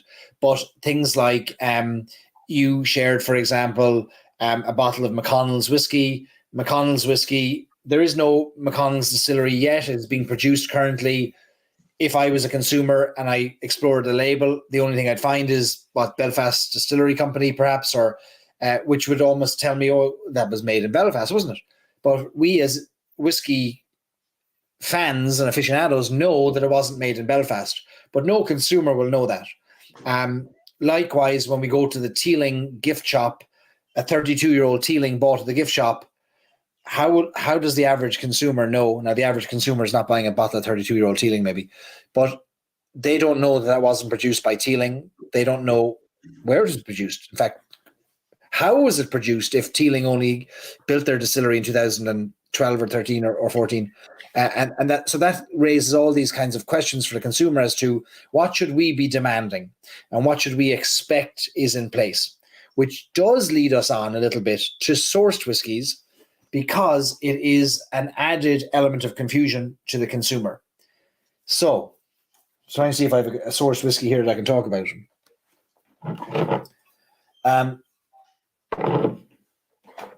There's one here. Did you have a 32 Teeling? No. Oh, just a random 32 Teeling sitting on the desk. No, I have. I mean, look at what's behind you. Wouldn't be surprised. I do have a 32, but it's not a Teeling. It's a Bushmills. That's your own. That's not your own. That was their own stuff. I can't say your own stuff anymore. Well, here's an interesting one now, and we're fans of the Irish whiskey industry, but I'm not a fan of labeling at the moment, right? I'm not a fan of labeling at the moment. So this is Lear whiskey, which is a release from a company called the Glens of Antrim. But at the very base of the label, it says Glens of Antrim Distillery. Distillery, yeah. Now, if I was to drive to the Glens of Antrim, would I find myself a distillery there? Or would I find myself a construction site with not even the foundations poured? The latter. You would find a construction site. So I think that the consumer needs to, like, that shouldn't be allowed. Like, it shouldn't be allowed, that shouldn't have been approved as a label. Now, this might have gone through HMRC. If it's Glens of Antrim, it wouldn't have gone through the Irish government, it would have gone through the UK. Now, I don't know if, so this is where it gets even trickier now, whether the UK, and I don't know this answer, maybe you do, does the UK still adhere to the EU directives, even though it's no longer part of the EU? And is there like a phasing out period, or like? Yeah, I think there's a phasing out period. I don't think it's honestly happened yet. Like, I know there was a certain lead time. Now, I'm not sure of the exact number of years, but there was a certain lead time for kind of post-Brexit rules and regulations, which I don't think has even touched alcohol yet, genuinely. And I think because NI is obviously, with the technical file, is governed by an all-Ireland basis, there's been even less of a focus on it. But I agree, like the listing of that distillery, when it currently doesn't exist and probably won't for, at least another year, it's a touchy subject. It is. And there's lots of great debate and discussion going on in the comments here that could take us down rabbit holes. And Laurie alone, we should have Laurie in to debate some of these things as well, because there's lots of great points and talking about single farm distillation, about the faints getting vatted forward. My understanding is that doesn't happen, but you might have got different information. And I mean, I wonder how it could happen when you get things like peated whiskies, how you could do that. But that would be a topic for a separate discussion.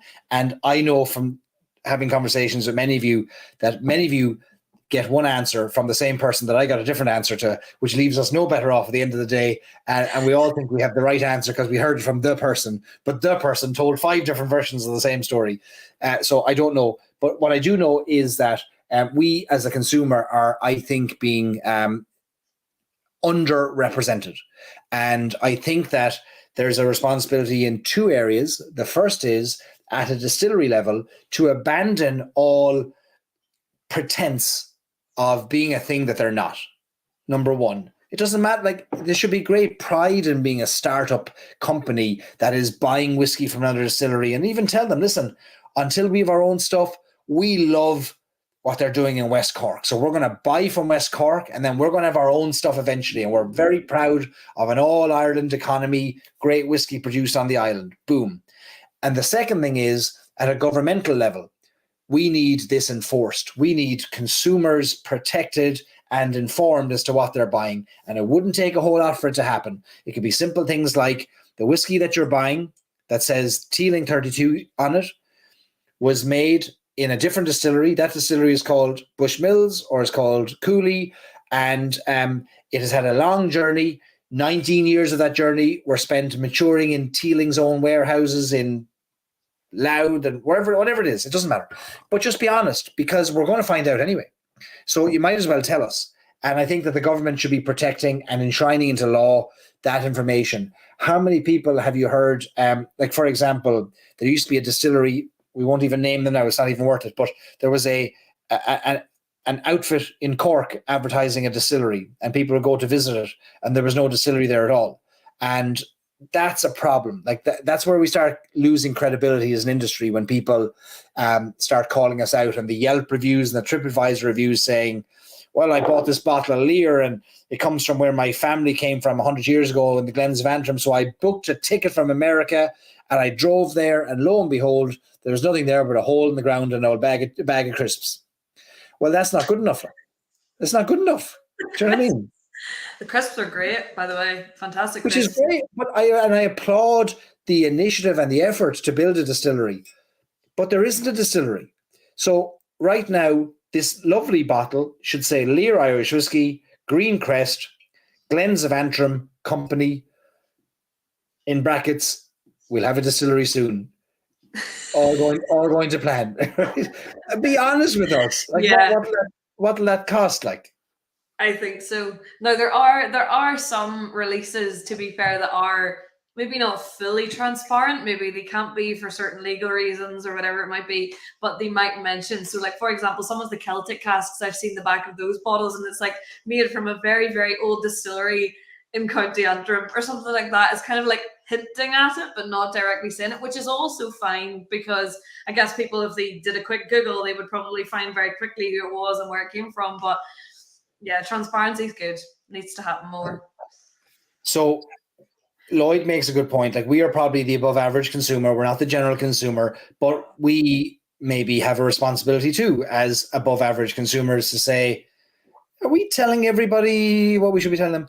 And I think we have as much right to perhaps present an argument as the industry that makes the stuff does. So we're doing this with our consumer hat on, and again, waving our Irish whiskey flag, biggest supporters, but also saying, hey, consumers need to know, and they need to be informed a little bit better. Let's move on a little bit, because we're going to get we're 18 hours into a 64-hour drinkathon. We've talked about age statements. What we haven't talked about is, when is Irish, we've kind of hinted at it, but when is Irish whiskey not Irish whiskey? So, which prompts me to put up a whole new little banner that we spent a whole lot of time making earlier. When is Irish whiskey not Irish whiskey? So, this is not Irish whiskey. It's just whiskey. Even though I sold it to y'all. This is not Irish whiskey, the Cliffs of Moher whiskey. What else isn't Irish whiskey? This isn't Irish whiskey from Clare Island.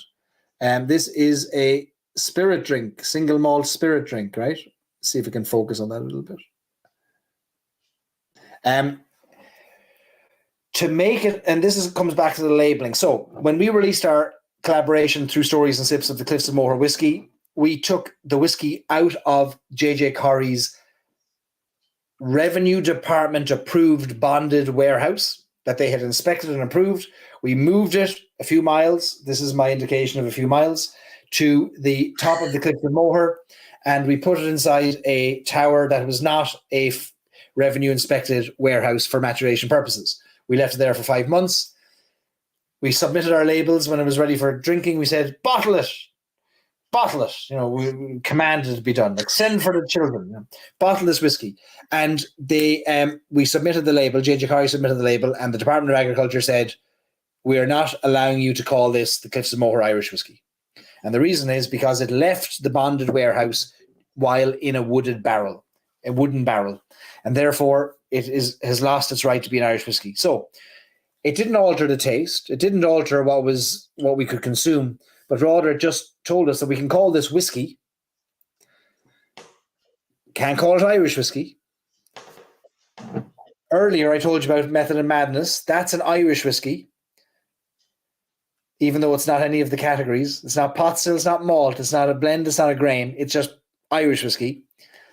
This followed the same process of distillation occurring as a result of a fermentable grain matured on the island of Ireland for a minimum of 3 years. The only difference is It left the warehouse, stayed on the island of Ireland, and between the warehouse and bottling, it spent a few months soaking in the Atlantic air, and it lost the word Irish on the way.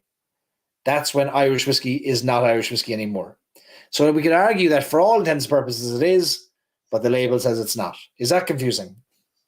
Absolutely, because at the end of the day, people would look at that and say, but it's still Ireland, it still followed all the rules and regulations that it needs to be legally called Irish whiskey, but it's not. And it's like, you know, when you look at Clare Island, it's still Ireland, but because it's an island and it's not directly connected to the mainland, it's somehow not Irish whiskey, as Tony just said there. It's crazy. It's absolutely crazy. So that's not Irish whiskey. The Clare Island is not an Irish whiskey, even though it did also reach its 3 years of maturation. It was 3 years outside of a revenue-approved warehouse, a revenue-approved maturation facility. It was aged on a boat in Clew Bay, just outside Clare Harbour, on the shores of Clare Harbour, shores of Clare Island in Clew Bay Harbour. And so this is called a spirit drink. So I think these are three great comparisons when you've got Method of Madness being an Irish whiskey, following all the rules, except it doesn't fit into the technical file, so it can't be a category. Cliffs of Moher following all the rules, except it didn't. It even followed the rules of, so for example, this is a single malt. It does fit into the category, but didn't stay in the warehouse. And then this one is a single malt. In other words, it was 100% malted barley distilled in Connacht Distillery in Mayo and Ballina, 3 years on a boat. Therefore, it lost its derivation of not just a category, not just Irish whiskey, but whiskey. Whiskey. I mean, these three represent, this could be a whole episode all of its own, just these three spirits. Do we just bring that to Brussels and be like, please explain this to us and how our technical file and regulations fit into this? I think it's time for us to stage a protest. Some kind of a. We'll go to the Dáil. We'll go to Dublin. We'll go to London, and we'll go to Brussels.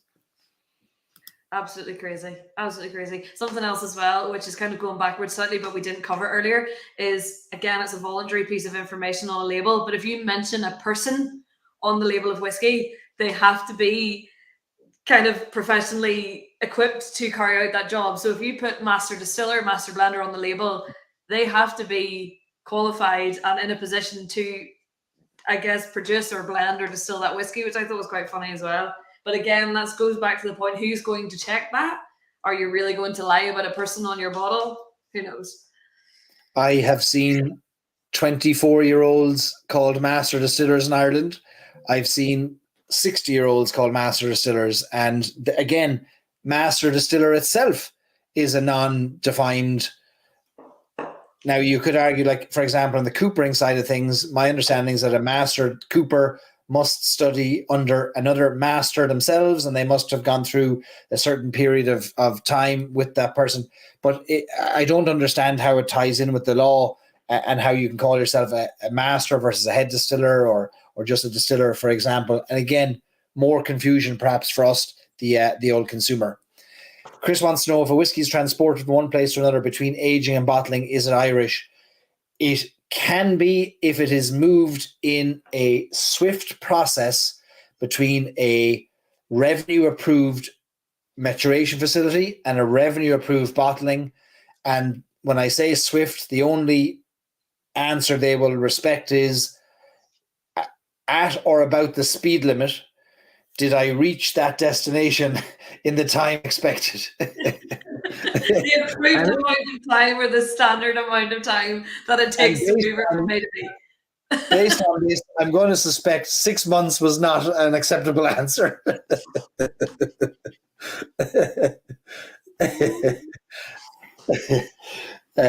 So yeah, it would take a very scenic route to go 6 months in a revenue-approved, bonded truck between JJ Corrie and the bottler. Okay, there was something else I wanted to move on to, which was some phrases which have different meanings in different countries. So We talked about how in the European Union there are mandatory and voluntary phrases, and then at an individual state level, Ireland, Germany, Spain, they can add on to that and mandate further things. There are states and countries outside of the EU then that we ship our whiskey to. So we mentioned earlier the biggest export market for Irish whiskey globally is the United States. The United States doesn't recognize all of the definitions that Ireland recognizes. For example, there is, to this date, no designation or protection for even the phrase single malt in America. There is no recognition of single pot still. These are just phrases that will, at some stage, gain, and there is talks and discussions going about enshrining them into law, but for now, they're not there. This is a bottle, sadly, recently finished. Is there even a dribble? There's not even a dribble. I must have already drained the dribble. This is an old 1999 release from Jameson. Up until a year and a half ago, it was the last Jameson that ever had the pot still designation. It is a 15-year-old pot still whiskey released to coincide with the millennium, 1999-2000. And on the label, it says the phrase, let's see if we can hold it here, pure pot still. Jameson, under the crest, it says pure pot still. Now, pure is not a term that exists anymore. It was a phrase you saw back 20, 30 years ago. Pure was rejected by the US government as being some indication of health benefits or some indication of everything else being impure if this is pure. So pot still wasn't allowed the designation pure any longer. And so we went back to the drawing board in Ireland and we came up with the phrase single pot still in the early 2000s. Whoa, we invented it. And it just followed along with single malt, and then this became single pot still. But it does indicate how there are other countries that would look at a thing and say, I know you're adhering to your own country law and your European Union law, but we don't like that. So, for example, Waterford have been jumping through all kinds of hoops to get their labels approved in China for their organic and their biodynamic products. And those have different designations and interpretations and legal definitions in China. And so they have a whole different labeling system that has to go into place in China. So that's where it makes it even more difficult again. But the phrase pure, you won't see that anymore, but you did see it 20 or 30 years ago. There were other releases from the likes of Cooley Distillery had, they would have single malts that I think were called even things like pot still malt or something, or pure pot still single malt or something like that. Yeah, like pure malt or pure old, I think was the two that was quite common. Yeah, really weird. Yeah. So that's another kind of a thing to throw into it. And then here's another example of something that might be a little bit confusing. This is Keeper's Heart whiskey.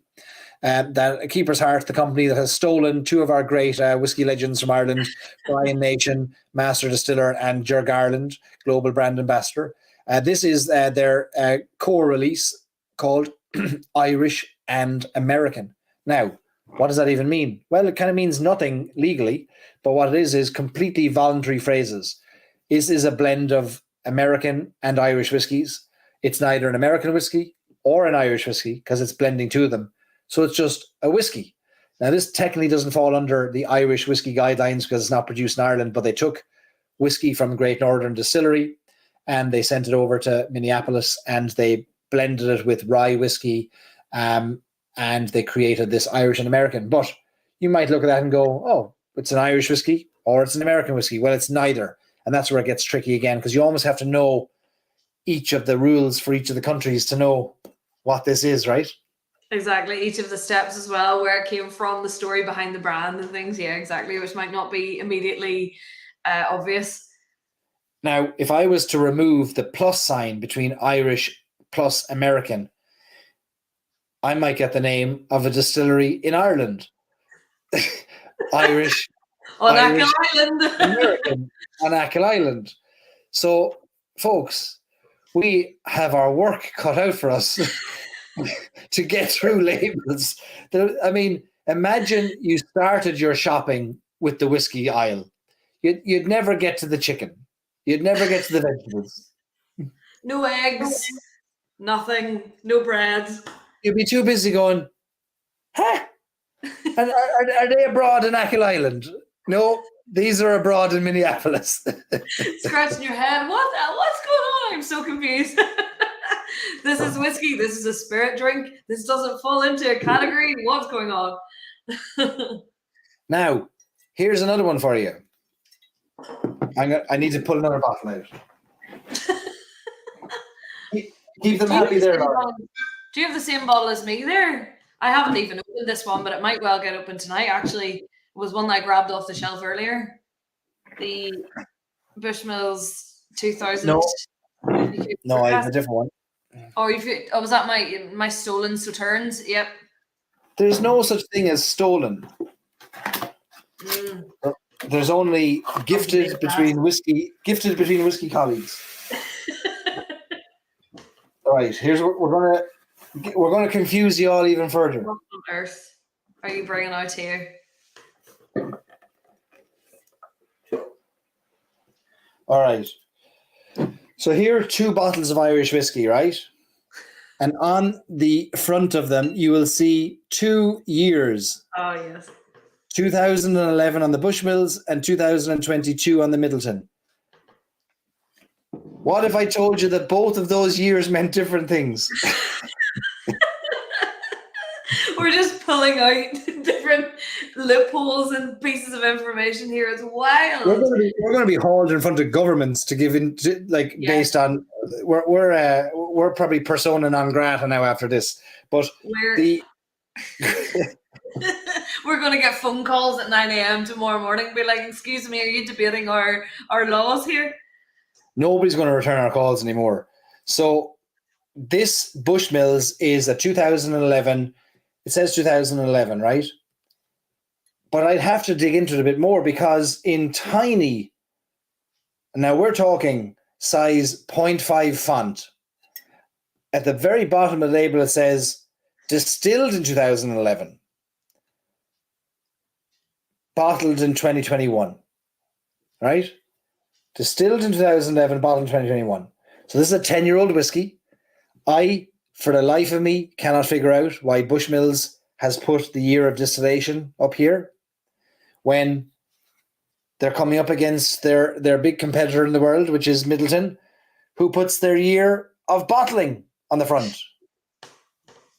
So 2022 on Middleton, which actually contains whiskies that go back to the 1990s, but none of that information is on the Middleton. So what they're saying is,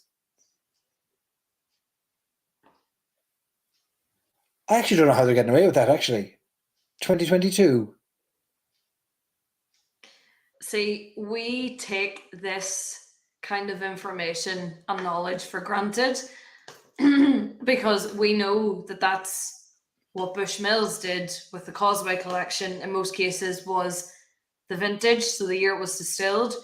And we also know with Middleton Very Rare that each year they release a different whiskey and it's the year that it was released.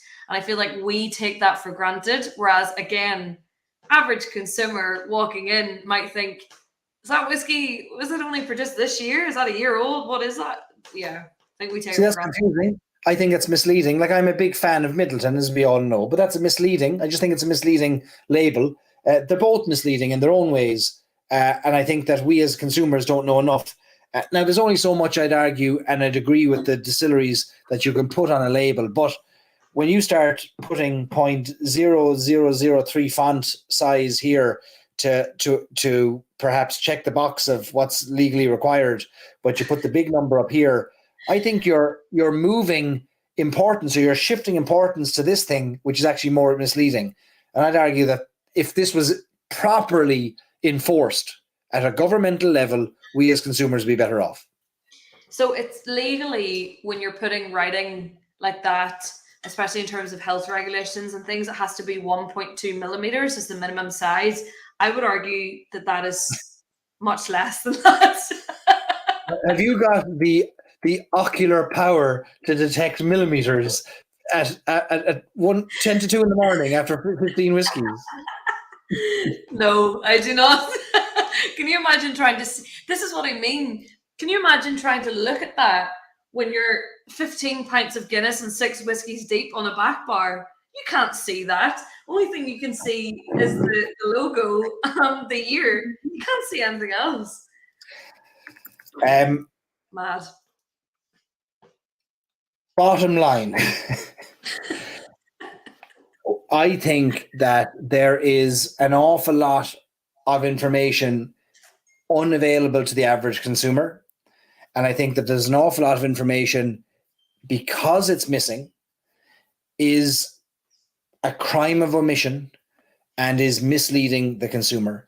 Sourced whiskies not having to declare where they came from. And I pick no one distillery out, but for example, and I'll mention just a few. If I buy a bottle of Teeling 32-year-old, if it doesn't come from Teeling, at least tell me where it came from. Help me understand the story. I'm paying thousands of euros for the privilege of drinking it.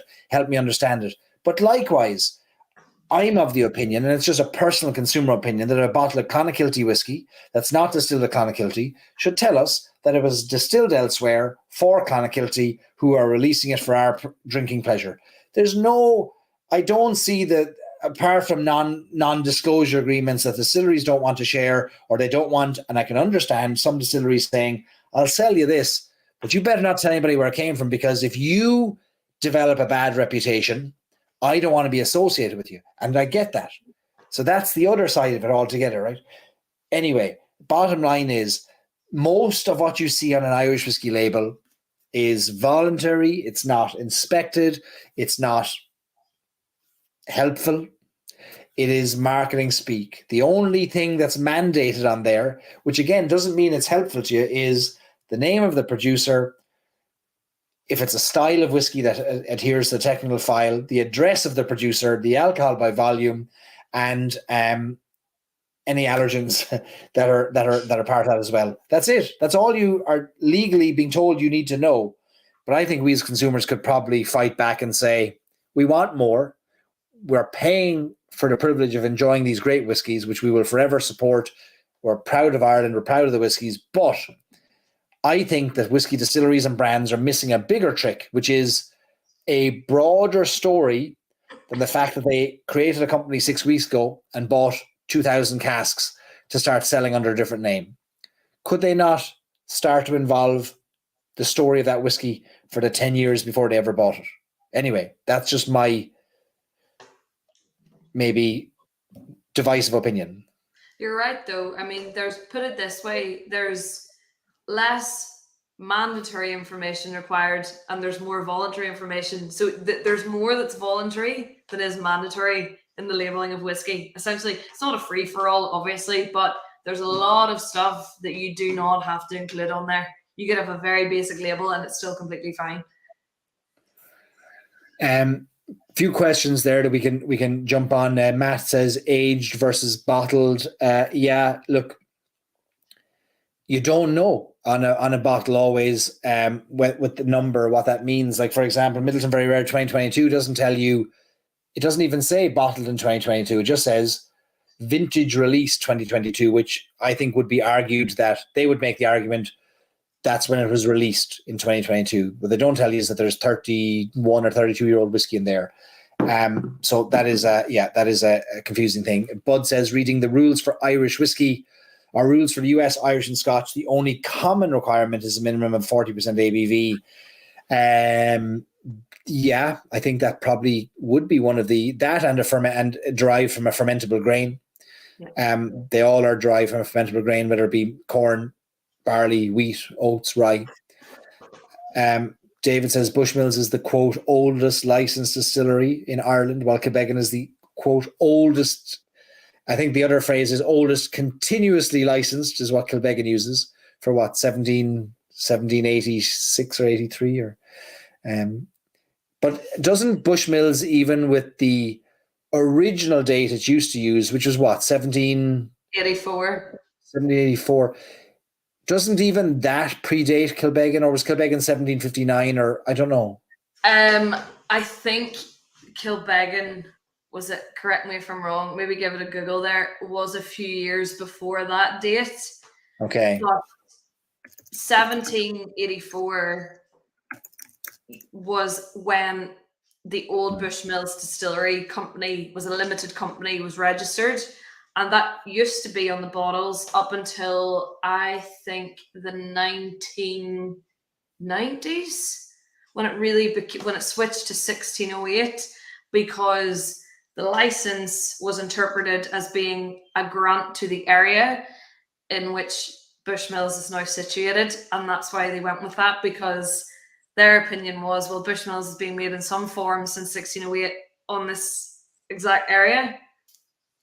Would there be another whiskey brand today in that area that might lay claim to 1608 beyond, like, and maybe make a more valid claim to that date than Bushmills, do you think? I know exactly who you have in mind, Lemavati. Oh, I was just curious. I didn't know the answer. Thank you for. No, it's all up for debate. It's all up for interpretation. My understanding is that original license granted by James the First, or James first or second, first. That's right. That it was a license to distill. Not that distilling wasn't happening before, but it was more. It was a wonderfully phrased, because it wasn't a license to distill. It was a right to take money from those that are distilling already. Fionn O'Connor has given the greatest comparison ever. He said, imagine you were making bread your whole life in the kitchen, and one day somebody knocked on the door and said, do you know all that bread you're making? You now owe us 30 cents on every loaf. That's a brilliant way to put it, actually. That's it, though. That's exactly why the licenses were introduced into Ireland, was a way for the British, the Crown, to make money from Ireland. That's exactly why they were introduced. He's not wrong. But it is my understanding that license was granted to an area that we would now regard as Limavady, for a small bit further west than Bushmills, maybe. Listen, it's all up for debate. None of us were around in 1608, so who really knows? You know what? You can take the girl out of Bushmills, but you can't take the Bushmills out of the girl, huh? Oh my days. I think Brian has it all figured out. The distillery should have to get Irish Whiskey Fans in America and Stories and Sips seal of approval. Yes. And it should be a very expensive application fee for us to evaluate said labels. No, we would happily contribute. Absolutely. So, folks, we could go on and on. I think what we've done is we've highlighted what is of information, what is of valuable kind of mandatory information, what isn't, what to look out for. If you have any questions, let us know at any time. You know where to find us. We'll happily dive into it. Again, we don't claim to have all the answers. We're consumers before we are anything else, and we have opinions, and that's it. We are two consumers airing our grievances, and we are the two old men screaming at a cloud tonight, and that's okay. We have the right to do that as equally as we do to promote all these brands. We're allowed to debate it at large and very openly and freely. Sure, what would life be if you weren't up for a bit of debate? If you are still here tuned in, my biggest question is why are you still tuned? What do you think you're getting out of this conversation? But we've tried to bring some value. Before we let you go tonight, I want to draw your attention to a few things. One is we do have registration open for our Whiskey Bus number 3 taking place in March, which we put some of the details up on the screen earlier. There it is again. IrishWhiskeyExperiences.com. Let me see if I can put the link into the chat. The other thing I want to mention is we've got a few Stories and Sips events coming up as well that I want to draw your attention to. There's the link to IrishWhiskeyExperiences.com. We have a great event coming up with Ned Gahan, who is the head distiller. I would argue he is a master himself, but he would call himself a head. Let me put this up on the screen. I'm going to pull this up here. We are releasing or opening up registration for this event tomorrow. That is our club tasting with Stories and Sips. Stories and Sips is our whiskey club. If you're not a member of our Stories and Sips whiskey club, we are very, very disappointed, but you can join anytime. storiesandsips.com/club. There's the details. We have a fantastic tasting that's going to take place in the first week of September. We're going to ship to you at no cost. Well, no, the shipping is going to cost you. The whiskey is going to cost you nothing. 5 whiskey expressions, 5 different whiskeys from Waterford Distillery. We're going to ship them to you wherever you are in the world. You're only going to pay for the shipping. It's $25. You're going to cover the shipping costs. That doesn't even cover the shipping cost. We're subsidizing the shipping cost. The shipping cost is $48. We're going to pay the rest on your behalf to get these to you from Waterford. 5 kits, or 5 expressions of whiskey in one kit. It opens up tomorrow. If you're not a member, you can't join. If you are a member, you can. If you want a tasting kit, you're going to go to our website tomorrow at 2:00 Eastern. I'll send out an email to our club members, or 7 p.m. Irish time. Or if you want to get ahead and register and be ready, go to storiesandsips.com/club and become a member of our club, and then you'll get our email tomorrow. If you're not a member of our club, you won't get our email and you won't get access to the tasting. This is going to be a great chance to dive in behind the scenes with Ned and Laurie. If you're a member, you can ask him all the questions you want about recirculated faints, and you can have a debate and a discussion, and you can scream and shout at each other about Waterford Distillery. And I'm looking forward to that. We also have coming up at the end of August a Meet the Maker event with Lochreed Distillery. I'm going to bring you the founders of one of Ireland's newest distilleries. They are going to share their story with you. They're going to do a presentation to give you an overview of what they're trying to achieve. You're going to be some of the first to hear their story in the United States. And I'm going to share the details of that in the coming days as well for you to register. Those are 2 great events coming up. And then in October, we've got a blind tasting event with 4 different whiskey samples being shipped to you from a single distillery in Ireland, and you're going to go and have a tasting with their head distiller / master distiller, who's going to walk you through the 4 samples. You're going to try and guess what they are, and it's going to be a great night, and we're going to have a good time around it. Those are 2/3 events coming up in the world of Stories and Sips, and that is what I'm doing when I'm not hosting the old Shebeenio. Or on a whiskey bus. Or on the whiskey bus. And if you're still here, some of you have dropped off, would you hit the like button, hit the subscribe button on the Stories and Sips YouTube channel? Subscribing just means you're going to get notifications of when we go live every week. But we're here every Sunday. But are we here next Sunday? We are not here next Sunday because we will be in the Palace Bar in Dublin having a whiskey and an old pint. So we will not be here, unfortunately. We'll be preoccupied next week, making sure all of our lovely guests on the whiskey bus are entertained and enlightened. I would argue that tonight was equal to 2 Shebeens. I think so too. There was a lot of debating, a lot of great points, 2 hours deep. I do think that everyone tuned in tonight got twice their money's worth. In other words, they paid nothing and they got twice that value. And we didn't have any technical issues. Praise be to the whiskey gods. We're all good. If you have any last questions, throw them in there for the next 2 minutes. We'll take them before we wrap up here tonight. Sounds like the perfect time to have one, says Jason Norris. No, Jason, our back is already sore from carrying a whiskey bus full of 40 people. We're not carrying the rest of you on Sunday as well.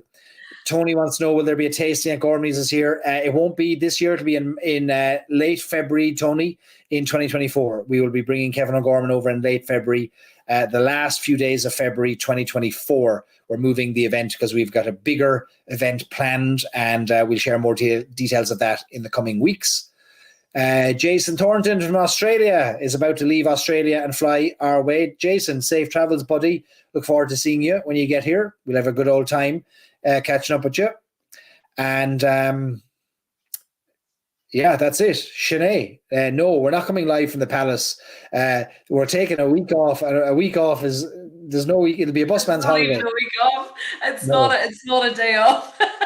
No. We're just stretching ourselves to other places. The best way to make sure you get us every week, which first of all would be madness to want us every week, but if you did want us every week, you'd have to tune in here, and then the weeks we're not here, you'd have to actually be on a whiskey bus. People are doing it.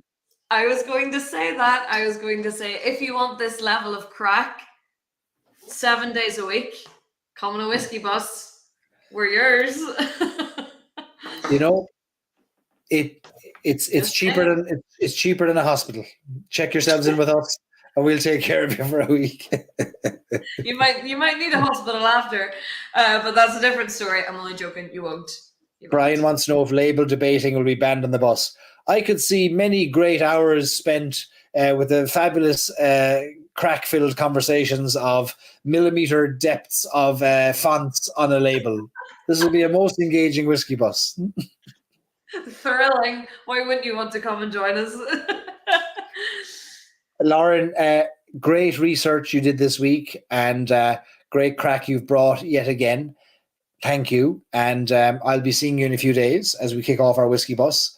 And we'll entertain everyone, not through a live stream, but through daily videos, pictures across our social media channels on Irish Whiskey Experiences, right?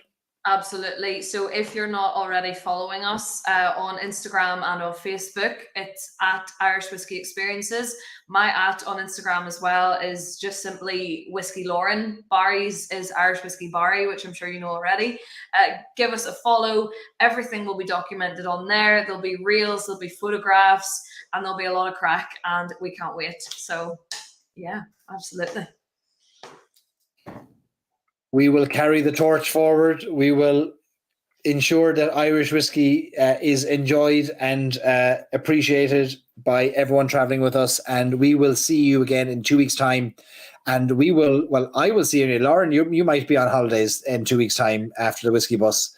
I'll do it alone. I'll do it on my own. I'll carry it. We'll see what we can do. Not making any promises. My parents are actually coming to Cork after our whiskey bus finishes in Cork, so I will be entertaining 40 guests and then my parents for a weekend in Cork. So we'll see. But you'll definitely be here. One of us will at least keep their word to this community, and one of us will ensure that this community is entertained and informed at all times. Just you wait until there is a GoPro on my head throughout next week and you come back to me about entertainment. Folks, thank you for joining us. We'll see you soon. Have a good night. Safe travels to all our whiskey bus folk. Sláinte, everybody. Thanks everyone. Sláinte.